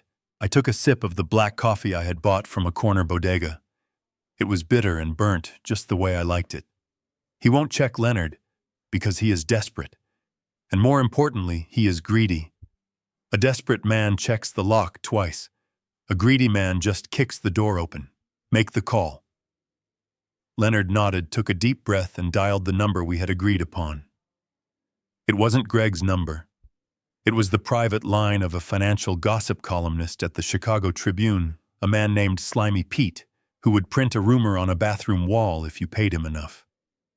Leonard pitched his voice lower, adopting the accent of a nervous junior analyst. "Yes, I have a tip. A big one. The Blackwood IPO. There is a sovereign wealth fund from Dubai looking to buy the entire float. A total buyout. They are offering 30% above the opening price. But they want a clean cap table. No small investors. Yeah. Print it." Leonard hung up and crushed the phone in his hand. "It is done. Pete will put that on the wire in 10 minutes. "Now we wait," I said, leaning back and adjusting the earpiece in my right ear. The bug I had planted in the lobby planter was directional, but the real gold was the one Iceman had helped me activate. Greg's phone microphone. We weren't just listening to the room. We were listening to his life. 10 minutes passed. Then 15. The silence in the car was heavy. Then static crackled in my ear, followed by the sound of a ringtone. It was Greg's phone. "Did you see it?" Greg's voice exploded into my ear, loud and frantic. He was shouting at someone, probably his CFO. The rumor. The Dubai fund. Is it real? I could hear the mumble of the other person on the line, hesitant, unsure. "I don't care if it is unconfirmed," Greg screamed. "Look at the pre-market volume. The buzz is out there. If a sovereign fund wants to buy us out, we are talking about $1 billion valuation, not 500 million. We are going to be kings." I closed my eyes, visualizing Greg pacing in my old office, sweating through his expensive shirt. I knew exactly what he was thinking. He was calculating his new net worth. He was buying a yacht. He was buying an island. "So what do we do?" the CFO asked on the other end. "Cancel the allocations," Greg ordered. His voice was trembling with excitement. "All those small institutional investors. The pension funds. Cut them out. Tell them we are oversubscribed. Save the shares for the whale. If Dubai wants the whole pie, we give them the whole pie. We don't want a bunch of small-time losers cluttering up the cap table." I smiled. It was working. Greg was alienating the safe, reliable investors who would have bought the stock and kept the price stable. He was clearing the deck for a ghost ship. "But sir," the CFO warned, his voice shaking, "if we cut the institutional buyers and the Dubai deal doesn't happen, we will open with 0 volume. The stock will tank. It is a massive risk." "It is not a risk, it is a guarantee," Greg yelled. "Fortune favors the bold, Jerry. Do it. Cancel the allocations." I looked at Leonard. "He just cut his safety net," I whispered. "He is flying without a parachute." But the trap wasn't finished yet. Greed was the bait, but debt was the cage. In my ear, I heard Greg hang up and dial another number. This time his voice was different. Less arrogant. More pleading. "Mallory." "Yeah, it is me. Listen, we have a situation. A good situation. But we need to dress the bride before the wedding." I heard Mallory's voice sharp and suspicious. What do you mean, the books, Mal? If the Dubai investors are doing due diligence tonight, they are going to see the cash flow gap. They are going to see that we are bleeding operational cash. We need to plug the hole. Just for 24 hours. I leaned forward. This was the moment. The double down. What are you proposing? Mallory asked. I am going to take a bridge loan, Greg said. Short term. Just $5 million. We inject it as revenue from a consulting contract, just to boost the EBITDA for the day. Once the Dubai money hits, we pay it back. Greg Mallory sounded worried. That is illegal. That is fraud. If the SEC sees a fake revenue injection the day before IPO, they won't see it, Greg snapped. We will bury it in the offshore accounts. Mal, listen to me. We are talking about doubling our payout. Do you want 50 million or do you want 100 million? There was a long silence on the line. I held my breath. I knew my daughter. I knew she was calculating the risk versus the reward. Do it, she finally said. But make sure the lender is quiet. No paper trail. I love you, babe, Greg said, relieved. I am going to call the sharks. I pulled the earpiece out for a second, looking at Leonard. He is going to try to borrow another 5 million. Leonard looked horrified. But he already owes 50 million to the Obsidian Trust. Who is going to lend him another 5 million on the day of the IPO? Without collateral. I put the earpiece back in. I knew exactly who. Because in the world of high finance, when a man is desperate, the sharks smell blood. And there is always a shark hungrier than the last one. I heard Greg dialing. He was calling a hard money lender, a bottom feeder named Vinny, who charged 10% interest a week. Vinny, it is Greg. I need 5. Today. Wire transfer. Yeah, I know the rate. I don't care about the points. Just send it. I will sign whatever you want. I listened as Greg verbally agreed to terms that were essentially financial suicide. He was leveraging assets he didn't even own anymore. He was promising shares that hadn't been issued. He was building a house of cards on top of a foundation of dynamite. The call ended. Greg let out a whoop of joy. We are rich, baby. We are untouchable. I took the earpiece out and wound the cord carefully. He just signed his death warrant, I told Leonard. He canceled the legitimate investors to wait for a buyer that doesn't exist. And he just took out a fraudulent loan to cover up a hole in the books that is about to get a lot bigger. Leonard stared at the Blackwood Tower. It is a house of cards, Harrison. When you pull that one card tonight, the whole thing comes down, I finished. I looked at my watch. It was 5 p.m. The markets were closing. The die was cast. Greg was locked in. He couldn't get the old investors back now, even if he wanted to. He was sitting on a mountain of debt, waiting for a savior from Dubai, who was actually just a rumor started by a disbarred lawyer and an ex-convict in a rusted Ford Taurus. Let's go, Leonard, I said, signaling him to start the car. I need to get changed. Changed, Leonard asked. Into what? I reached into the back seat and patted the garment bag I had retrieved from storage. My old tuxedo. The one I wore to the gala when I was named Businessman of the Year 10 years ago. Into my armor, I said. Tonight isn't just a party. It is a funeral, and I want to make sure I am dressed for the occasion when I bury them. Leonard pulled the car away from the curb. As we drove off, I looked back at the tower one last time. The lights were on in the penthouse suite. Greg was probably popping champagne right now, toasting to his brilliance. He didn't know that the champagne was poison.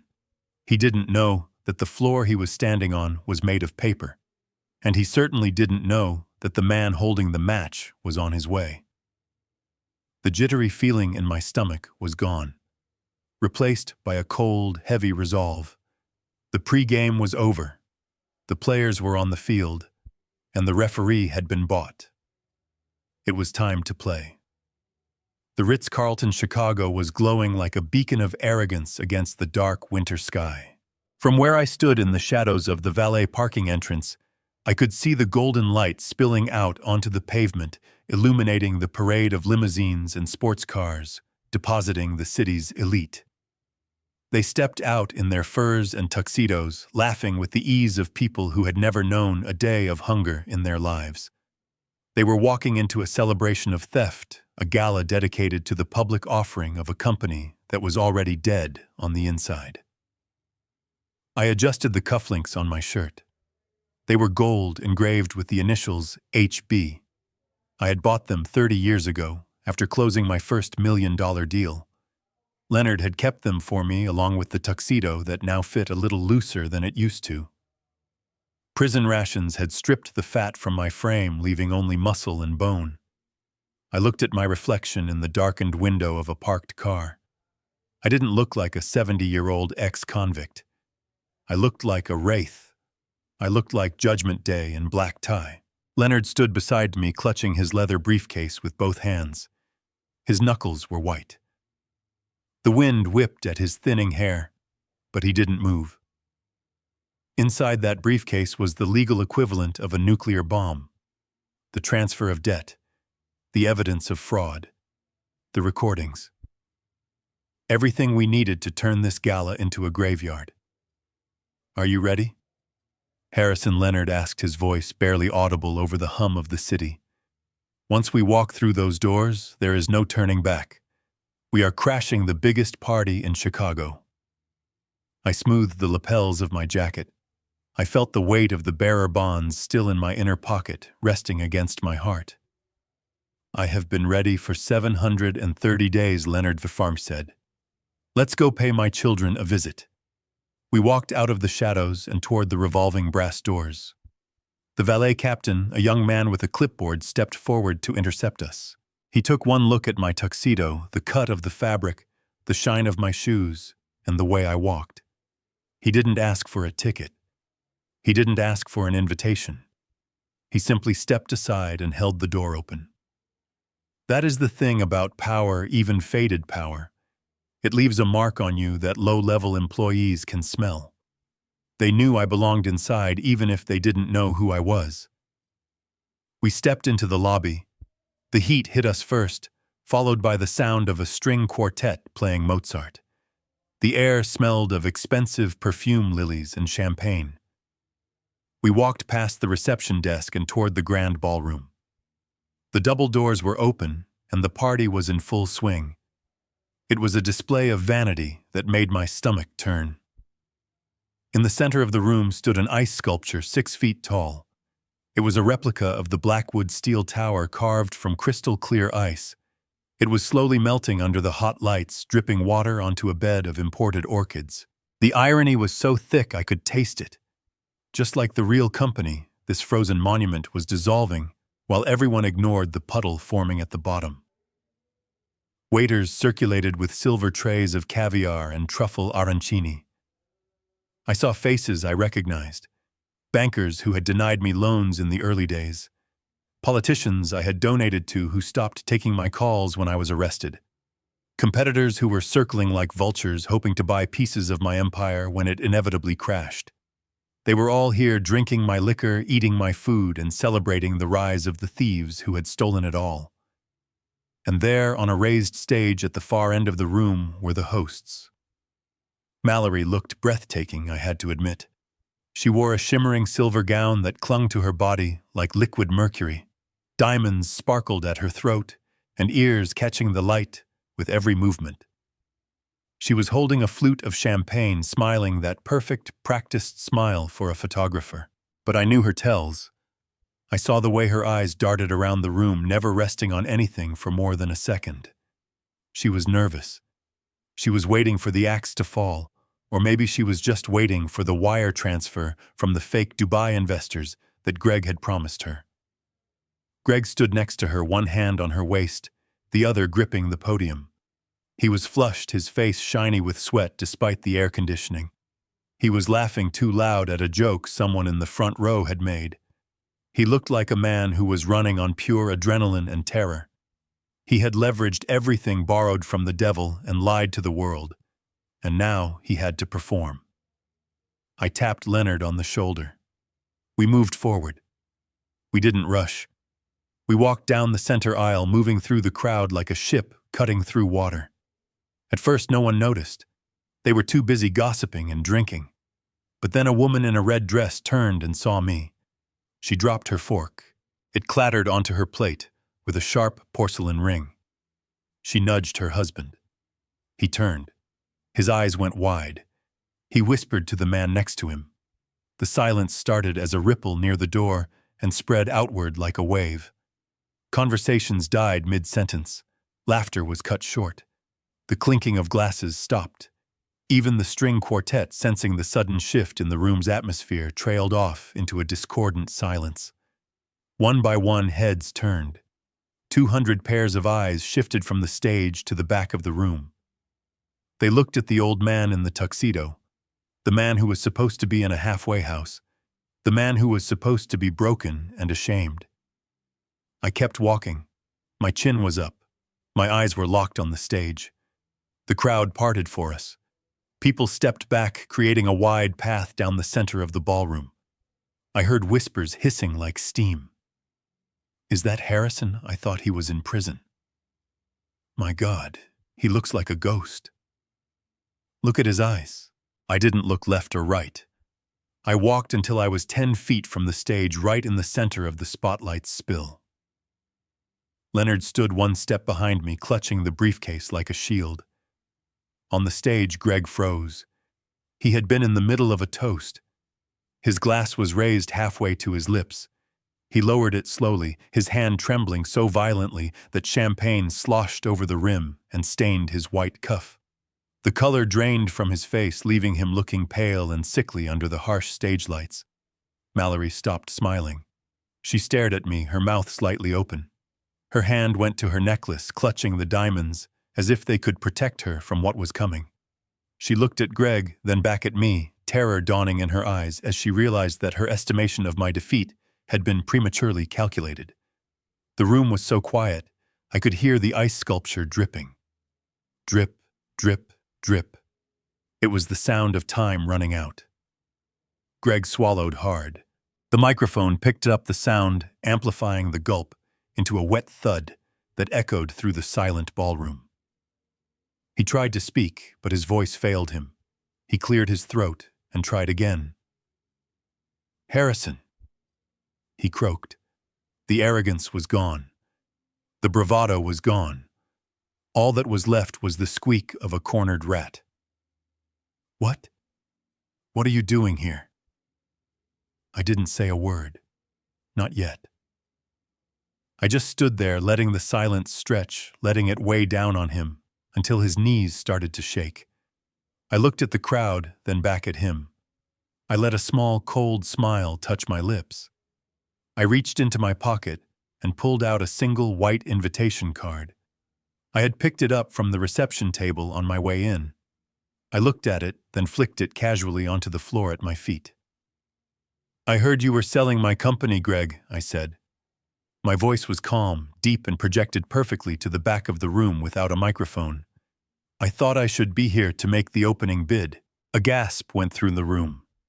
The tension was electric. The wealthy elite of Chicago leaned in hungry for the drama, sensing that the entertainment tonight wasn't going to be the jazz band, but a public execution. Greg gripped the podium, his knuckles turning white. "Security," he squeaked, looking around frantically. "Security, get him out of here!" But the security guards standing by the walls didn't move. They were looking at me. They remembered who signed their paychecks for 20 years. They remembered who asked about their kids and gave them Christmas bonuses. They looked at the sweating, terrified man on stage, and then they looked at the iron statue of a man standing in the aisle. And they made their choice. They stayed exactly where they were. I took one step closer to the stage. Leonard unclicked the latches of the briefcase. The sound was like 2 gunshots in the silence. Click, click. "I am not a guest, Greg," I said, my voice dropping an octave, becoming the growl of the wolf at the door. and I am not leaving until everyone in this room knows exactly what you are selling." The spotlight was still on Greg, but he was no longer the star. He was the prey. And as I stepped into the light, casting a long, dark shadow over the stage, the entire room held its breath, waiting for the slaughter to begin. Greg screamed at the security team again, his voice cracking and pitching high like a child throwing a tantrum in a supermarket. He pointed a trembling finger at me, demanding that I be removed from the premises immediately. But the head of security, a man named Miller, who I had personally hired 10 years ago after he retired from the Marines, simply crossed his arms over his chest. Miller looked at Greg with a mixture of pity and disdain, and then he looked at me and gave a nearly imperceptible nod. He was not going to move. The other guards followed his lead, becoming statues in black suits. They knew who had built this company, and they knew who was currently trying to sell it for scrap parts. The realization that he had no power hit Greg like a physical blow. He stumbled back against the podium, knocking over his glass of champagne. The crystal shattered on the stage floor, the sound echoing like a gunshot in the cavernous silence of the ballroom. Mallory stepped forward, grabbing his arm, her fingernails digging into his suit jacket. She hissed something in his ear, probably telling him to pull himself together, but it was too late. The illusion of control had been broken. I walked the final 10 feet to the stage. I moved with a slow, deliberate rhythm, the sound of my shoes on the polished floor, marking the countdown to their destruction. I climbed the 3 steps onto the raised platform. The bright stage lights blinded me for a second, but I didn't blink. I walked right past Greg and Mallory as if they were ghosts. I could smell the fear coming off them, a sour, acrid scent that mixed poorly with their expensive cologne. I reached the podium. The microphone was live, humming with a low-frequency static. I gripped the sides of the stand, feeling the cool metal under my palms. I looked out at the sea of faces. These were the titans of Chicago industry, the bankers, the investors, the sharks. They were staring at me with wide eyes, waiting to see if this was a drunken interruption or something far more dangerous. Leonard stepped up beside me. He didn't look like a tired old lawyer anymore. He looked like an executioner. He placed the heavy leather briefcase on the podium with a solid thud. He clicked the latches open and pulled out a single thick document bound in blue legal covers. He handed it to me. I leaned into the microphone. My voice boomed through the ballroom, crisp and clear, cutting through the tension like a razor blade. "Good evening, everyone. I apologize for the interruption. I know you are all here to celebrate the initial public offering of Blackwood Steel. You are here to buy a piece of the future. But I am afraid I have some bad news. The merchandise you are looking to buy has already been sold." A ripple of confusion went through the crowd. I saw people looking at each other, whispering. Greg lunged forward, trying to grab the microphone, but Miller, the head of security, finally moved. He stepped onto the stage and blocked Greg's path with a massive shoulder.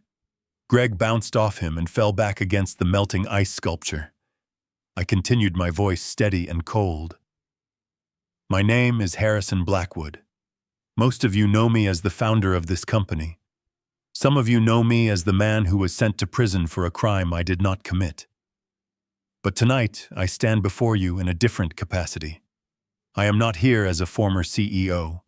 I am here as the primary creditor of Mr. Vaughn, Gregory Sullivan, and the Blackwood Holding Company."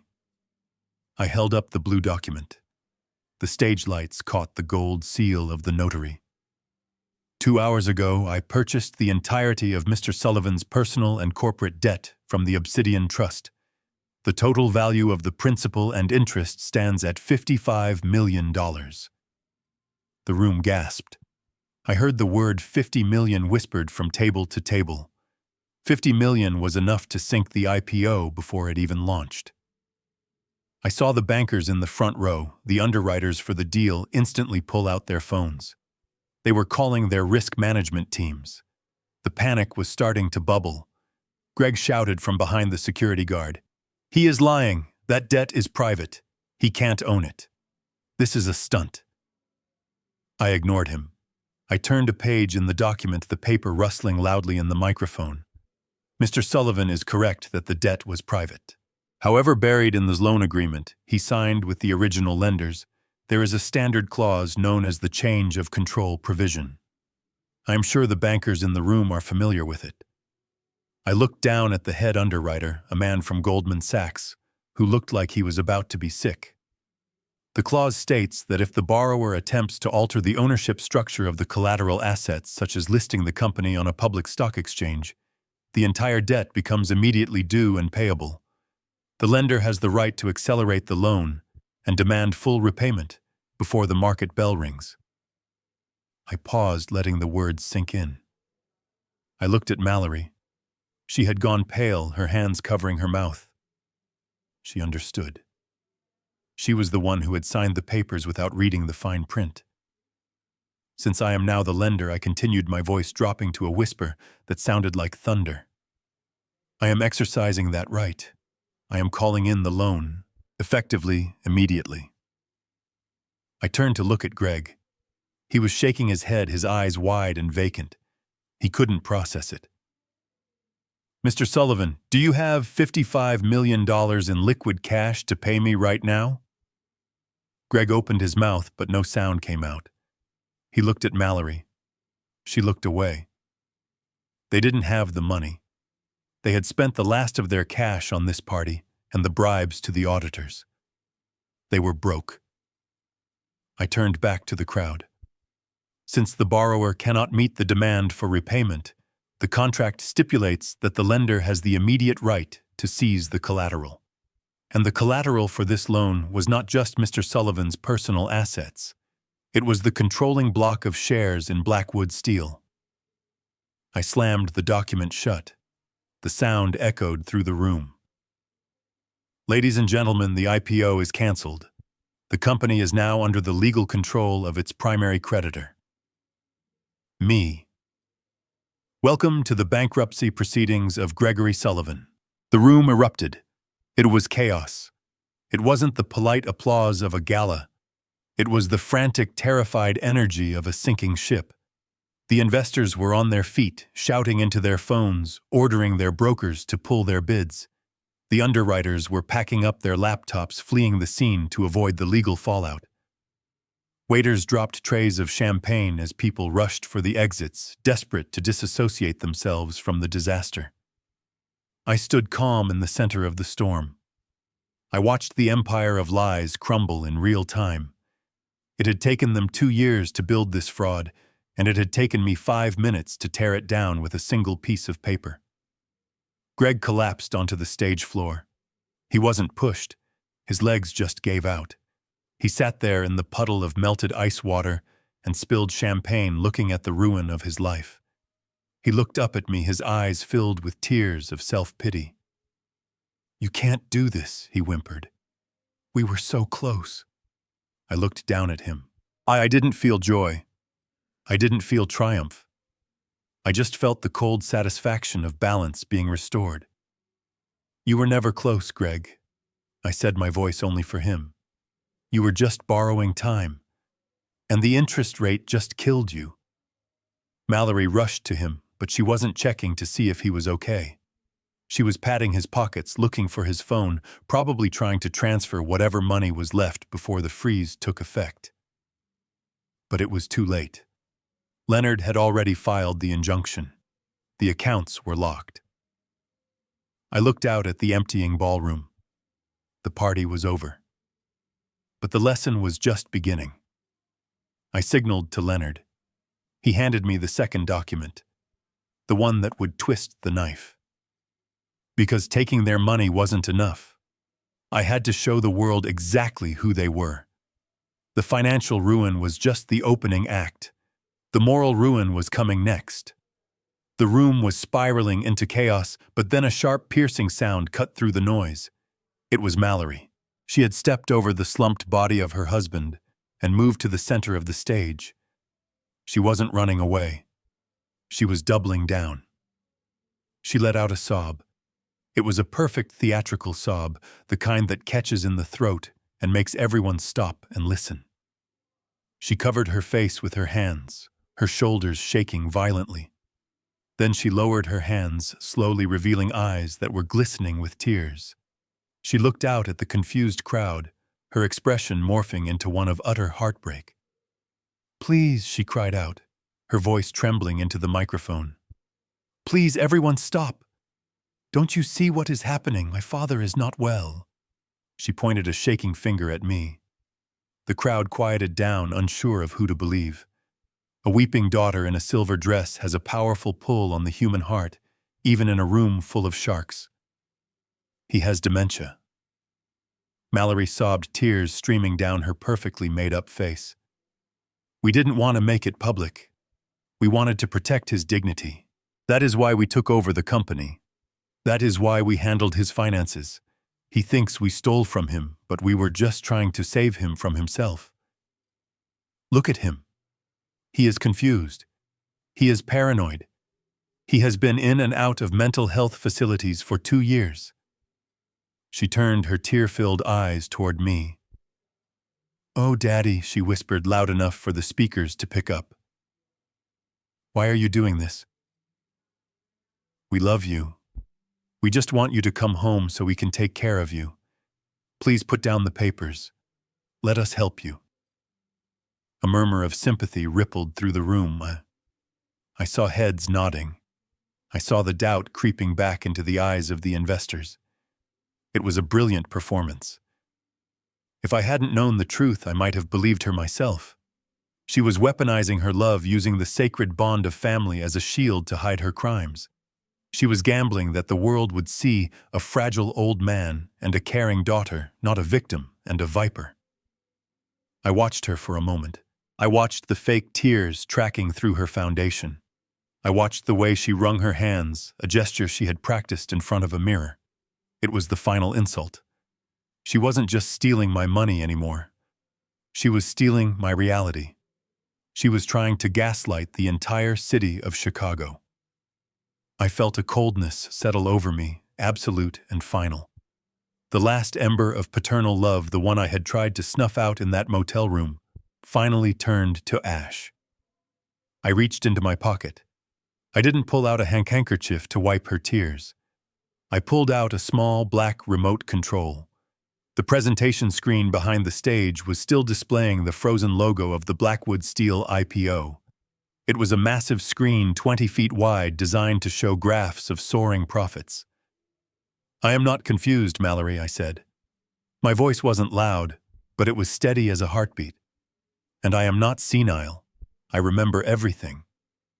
But just in case you forgot, I brought a home movie to refresh your memory." I pointed the remote at the screen and pressed play. The logo disappeared. The room went dark for a second, and then the grainy black and white footage from the security camera flickered to life. The image was colossal, magnifying every detail. There was Mallory sitting at my desk. There was the Mont Blanc pen in her hand. The audio from the video boomed through the ballroom's surround sound system. It was crisp. It was clear. It was undeniable. "Stop being such a coward, Greg." The Mallory on the screen didn't sound like the weeping victim on the stage. She sounded bored. She sounded cruel. I watched the faces in the crowd. They looked from the screen to the woman standing on the stage. The cognitive dissonance was shattering. Then came the line that would end her life in high society forever. "He is 70, Greg. What does he need millions of dollars for? He is just going to hoard it until he dies. He is an old dinosaur." The gasp from the audience wasn't a ripple this time. It was a wave. A collective sound of shock and disgust. People covered their mouths. I saw a woman in the front row turn away, unable to look at the screen. But the video wasn't done. The giant screen showed Mallory smiling as she forged my signature, the pen moving with practiced ease. "He will survive a few years in minimum security, and by the time he gets out, we will be so rich it won't matter. He will be nothing, just a memory." The video cut to black. Silence. Absolute suffocating silence. The kind of silence that happens after a bomb goes off before the screaming starts. Mallory stood frozen on the stage. The tears had stopped. Her mouth was open, but no sound came out. She looked at the screen, then back at the crowd. She saw the look in their eyes. It wasn't sympathy anymore. It was revulsion. It was the way you look at a diseased animal. She had been stripped naked in front of the people she wanted to impress the most. Her mask of the dutiful daughter had been ripped off, revealing the rotting ambition underneath. I lowered the remote. I looked at her. "I may be a dinosaur, Mallory," I said into the microphone, "but you forgot one thing about dinosaurs. They have teeth." The spell broke. The crowd erupted, but this time it wasn't panic. It was judgment. People began to boo. Someone shouted, "Shame." The investors who had been uncertain moments ago were now looking at her with pure hatred. She hadn't just defrauded a company. She had violated the most basic law of nature. She had eaten her own father. Mallory looked around frantically. She saw her social standing evaporating. She saw her future crumbling. And then she saw me. Her face twisted. It wasn't fear anymore. It was pure, unadulterated rage. The mask didn't just fall. It shattered. She let out a scream that didn't sound human. It was a shriek of entitlement denied. "You ruined everything," she screamed, her voice cracking. "You old bastard! Why didn't you just die? Why didn't you just die in that cell?" She lunged. She didn't run away. She ran at me. She launched herself off the stage, her high heels clicking on the stairs, her hands curled into claws. She wanted to hurt me. She wanted to scratch the truth off my face. I didn't move. I didn't flinch. I just watched her come. But she never reached me. A massive shape stepped in front of me. It was Miller, the head of security. He didn't use force. He didn't strike her. He simply caught her by the wrists mid-air, stopping her momentum with the ease of a man stopping a child. He twisted her arms behind her back, locking them in a professional restraint hold. "Let me go," Mallory shrieked, kicking and thrashing, her silver dress tearing at the seam. "I will kill him. I will kill you all." Miller looked at me over his shoulder. His face was grim. "I have her, Mr. Blackwood," he said quietly. I looked at my daughter. Her hair was wild, her makeup smeared, her teeth bared in a snarl. She looked exactly like the monster I had seen on the tape. The little girl I raised was gone. In fact, she had probably never existed. "Get her out of here, Miller," I said. "And Miller, yes sir, make sure the police use the back exit. I don't want her to embarrass the company any more than she already has." Miller nodded and began to drag her toward the service doors. Mallory continued to scream, hurling curses and threats, blaming everyone but herself. The crowd parted to let them through, recoiling from her as she passed. Nobody offered to help her. Nobody stood up for her. She was alone in a room full of people drowning in the mess she had made. I watched until the doors swung shut, cutting off her screams. I turned back to the room. Greg was still sitting on the floor, weeping silently into his hands. He hadn't even tried to help her. Cowards die 1,000 times, they say. Greg was currently on death number 100. I looked at the crowd. They were silent again, waiting for my next move. They were terrified of me. Good. I signaled to Leonard. He stepped up to the podium, opening the briefcase again. But this time, he didn't pull out a lawsuit. He pulled out a phone. "It is time to call the authorities, Leonard," I said. Then I looked at the stunned audience one last time. "The show is over," I announced. "Go home, check your portfolios, and remember this night the next time you think you can build a fortune on the back of a betrayal." I walked down the stairs of the stage. I walked past the melting ice sculpture. I walked past the trembling Greg. I walked down the center aisle, my head held high. I didn't look back. There was nothing behind me but ruins. And ahead of me, was the cold, clean air of freedom. The silence in the ballroom did not last long. It was broken not by the applause of investors or the clinking of champagne glasses, but by a sound that every criminal dreads more than death. Sirens. They cut through the thick glass of the Ritz-Carlton windows, a wailing chorus of red and blue that painted the ballroom walls in strobing lights. The guests who had been frozen in shock just moments ago now scattered like roaches when the kitchen light turns on. They moved toward the exits, desperate to distance themselves from the radioactive fallout of the Blackwood name. But the doors were already blocked. The main entrance swung open with a force that rattled the hinges. This was not hotel security. This was not the local beat cops. Men in dark blue windbreakers with bold yellow letters on their backs stormed into the room. FBI. They moved with the precision of a pack of wolves, their eyes scanning the room, ignoring the terrified socialites and locking onto their targets. I stood at the bottom of the stage stairs, Leonard by my side, and watched the cavalry arrive. I had sent the package to the Chicago field office 3 hours ago, timed perfectly to arrive just as the market closed. It contained the wire transfer records, the forged signatures, and the undeniable proof of the Ponzi scheme Greg and Mallory had built. The lead agent, a tall man with a face like carved granite, walked straight toward the stage. He didn't look at me. He looked at the man shivering in the puddle of melted ice water. Greg tried to stand up. He tried to straighten his tie, a pathetic attempt to regain some shred of dignity, but his legs were like jelly. He slipped again, falling to his knees in front of the agent. It looked like he was praying, but there was no God in this room who could save him now. Gregory Sullivan, the agent, announced, his voice booming over the commotion. "You are under arrest." Greg looked around wildly, his eyes darting from the agent to the exits, searching for a miracle. "What? No, this is a mistake. You can't arrest me. I am the CEO. I have rights. Call my lawyer." The agent pulled a pair of steel handcuffs from his belt. The metal glinted under the stage lights, cold and unforgiving. "You have the right to remain silent, Mr. Sullivan. Anything you say can and will be used against you in a court of law." The agent grabbed Greg's wrist, twisting it behind his back with practiced efficiency. Greg yelped in pain, a high-pitched sound that made the remaining guests cringe. The list of charges followed, read out with a mechanical detachment that made them sound even more terrifying.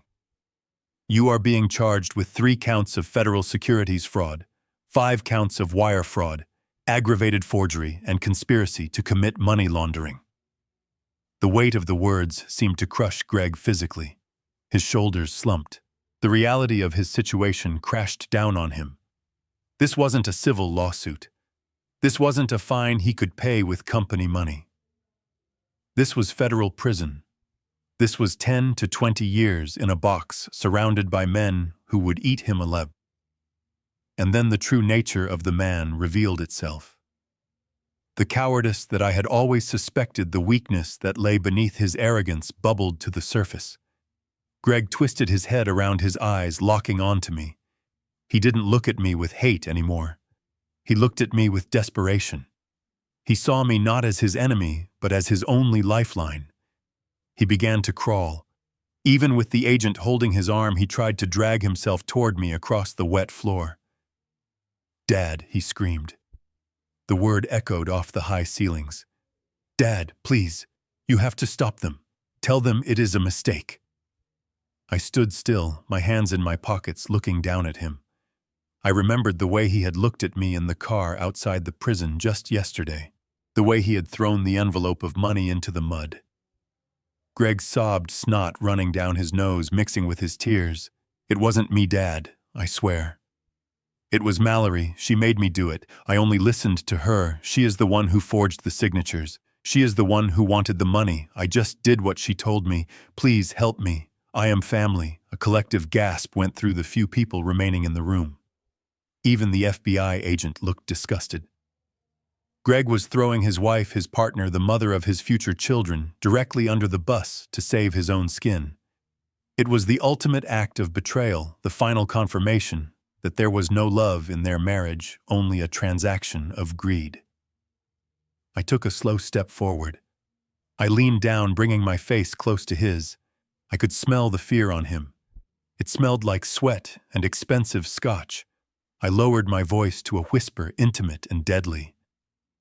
You call me Dad now, Greg. Yesterday I was just a senile old convict, Greg blubbered, shaking his head. I am sorry. Just make it stop. I smiled. It was a smile that didn't reach my eyes. Do you know what the math is, Greg? I asked softly. I spent 24 months in a cell because of you. 730 days. I paused, letting him do the calculation. You are looking at 20 years, Greg. Maybe 25 with the money laundering charges. That means for every month I spent inside you are going to spend a year. I stood up straight, towering over him. 24 months of mine for 20 years of yours. That is a hell of a trade, Greg. That is a bargain, and I am very happy with the deal. I nodded to the agent. Take him away. The agent yanked Greg to his feet. Greg screamed, his legs dragging on the floor as they hauled him toward the exit. He was still shouting my name, begging, pleading, blaming everyone but himself. I watched him go. I watched the man who thought he could steal my empire disappear into the hands of the federal government. He was no longer a CEO. He was just another number in the system. I turned to Leonard. Let's go outside. I want to see the end of the show. We walked out of the ballroom, leaving the ruins of the gala behind. The lobby was filled with more agents securing the perimeter. We pushed through the revolving doors into the biting Chicago night. The cold air felt good. It felt clean. Outside, under the flashing lights of a dozen police cruisers, another drama was unfolding. Mallory was there. She was already in handcuffs, flanked by 2 female agents. She wasn't begging like Greg. She was screaming. She was spitting venom at the officers, threatening to sue them, threatening to have their badges. Her silver dress was torn, her hair was a bird's nest, and her makeup was a smear of black tears. She looked like a fallen queen who still believed she had a crown. Then she saw Greg being dragged out of the hotel. They locked eyes for a second. In that moment, I wondered if there would be a spark of solidarity. But Greg looked away. He hung his head, unable to face the woman he had just betrayed. Mallory saw his weakness. She saw the guilt, and she knew. "You coward!" she shrieked, struggling against the agents trying to get to him. "You told them, you rat, I will kill you. You are weak. You are nothing." The agents shoved her into the back of a waiting cruiser. She kicked the door as they slammed it shut, her screams muffled by the thick glass. A moment later, they shoved Greg into a separate car. He sat slumped in the back seat, weeping into his chest, looking small and broken. I stood on the sidewalk, the wind whipping my tuxedo jacket. I watched as the 2 police cars started their engines.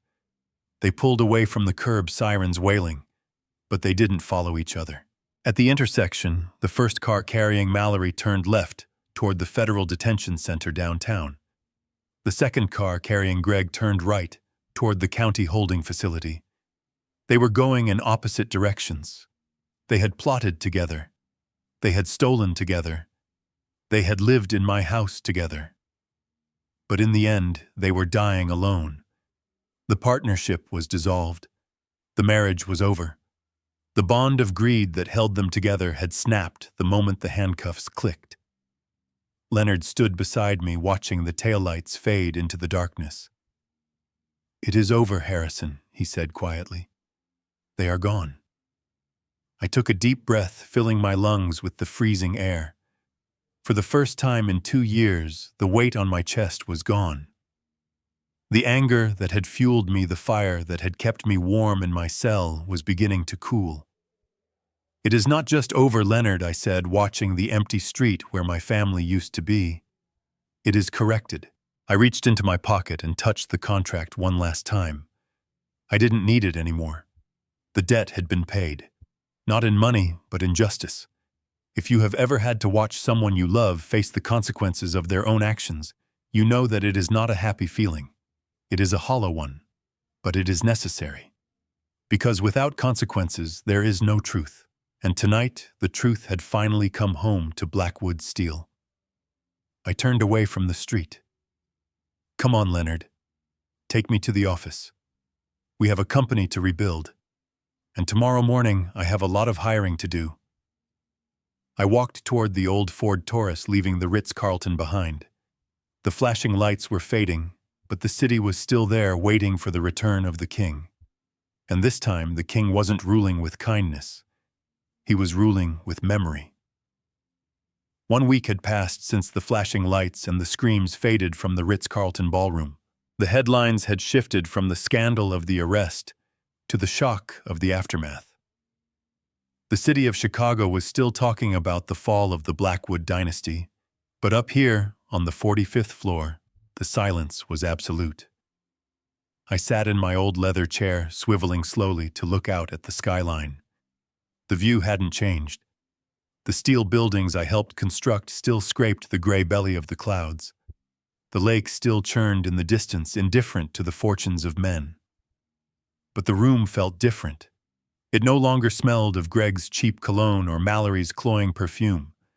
It smelled of lemon polish and fresh paper. It smelled of a clean slate. Leonard stood on the other side of the desk, his hand resting on a stack of documents that was thicker than the Bible. He looked tired but lighter, as if a great weight had been lifted from his stooped shoulders. He tapped the top page with his index finger, a nervous habit he had never quite shaken in 30 years of practice. "Are you absolutely sure about this, Harrison?" he asked quietly. "Once you sign these, there is no going back. You are giving away the controlling interest. You are effectively firing yourself as the owner." I picked up the pen.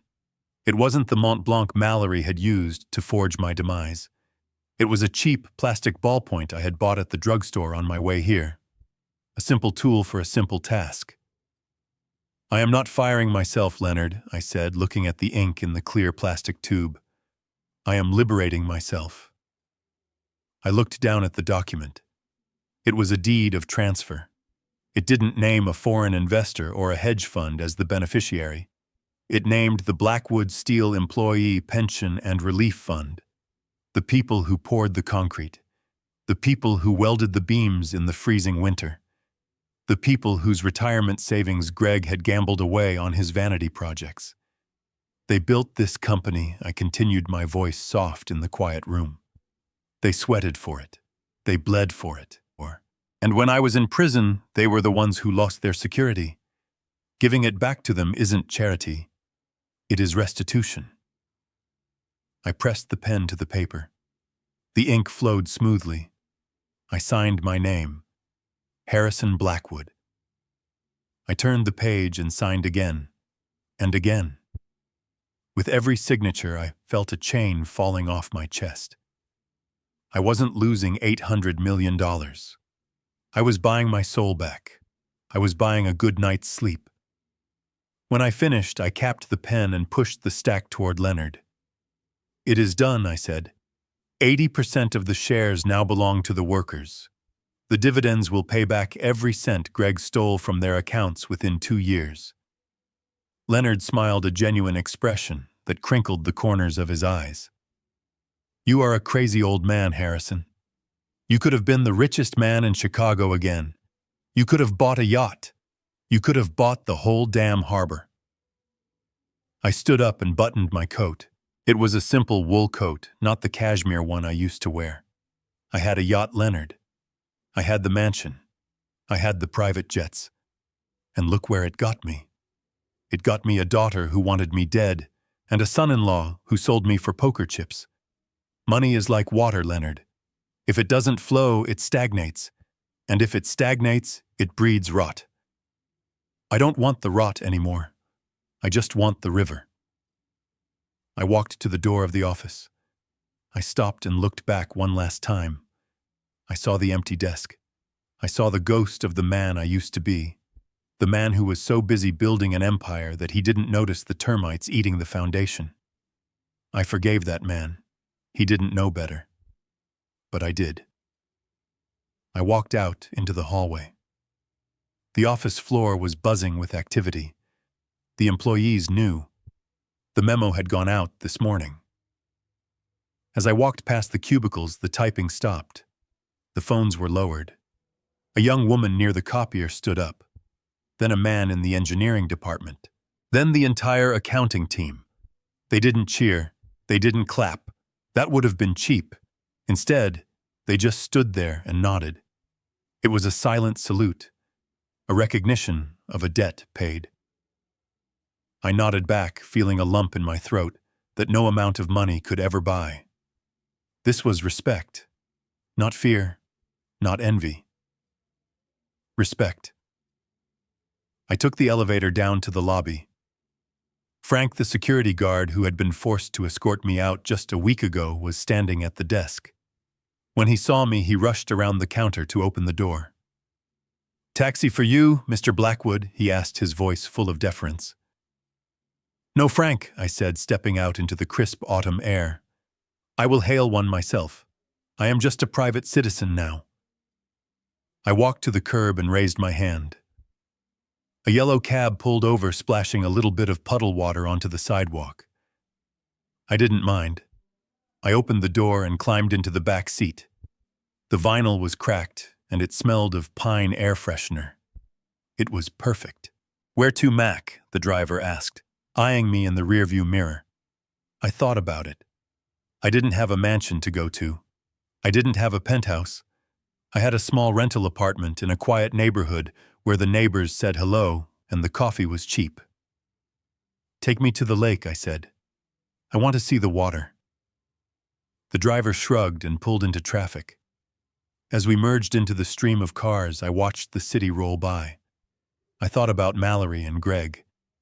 They were sitting in cells right now, staring at concrete walls, blaming the world for their fate. I didn't hate them anymore. Hate takes energy. I needed my energy for living. They had tried to bury me, but they forgot that I was a seed. They thought that by stripping me of my wealth, they would strip me of my power. But they never understood that true power doesn't come from what you own. It comes from what you can walk away from. I rolled down the window and let the wind hit my face. It was cold, biting, and alive. Don't let blood blind you to evil. We are taught that family is everything, that we must forgive and forget no matter how deep the knife goes. But that is a lie that predators use to keep their victims quiet. Forgiveness belongs to God. It is His job to sort out their souls. Me, I am just the messenger of justice, and the message has been delivered. The taxi turned onto Lakeshore Drive. The vast expanse of Lake Michigan opened up to my right, blue and endless. The sun was breaking through the clouds, casting diamonds on the water. It was a new day, a new dawn. I leaned back and closed my eyes, listening to the hum of the tires on the asphalt. I was Harrison Blackwood. I had $0 in my corporate account. I had no title. I had no empire. And for the first time in my life, I was the richest man in the world. There is a lesson here that I learned in the dark, so you can learn it in the light. Never let the fear of losing people stop you from protecting yourself. We often tolerate abuse from family because we are afraid of being alone. We accept the lies because the truth is too painful to look at. But I am telling you now, being alone with your dignity is better than being surrounded by people who view you as a resource to be harvested. Trust your gut. When the people who are supposed to love you start treating you like an obstacle, believe them. Stand up, fight back, and remember that your value is not a number on a balance sheet. It is in the integrity of your actions. If this story resonated with you, if you have ever had to make a hard choice to save your own soul, please hit the like button and share this with someone who needs to hear it. Don't forget to subscribe to the channel for more stories of justice and redemption. I want to know what you would have done in my shoes. Would you have kept the money? Let me know in the comments below. Stay strong, stay sharp, and never let anyone take your freedom. See you in the next story.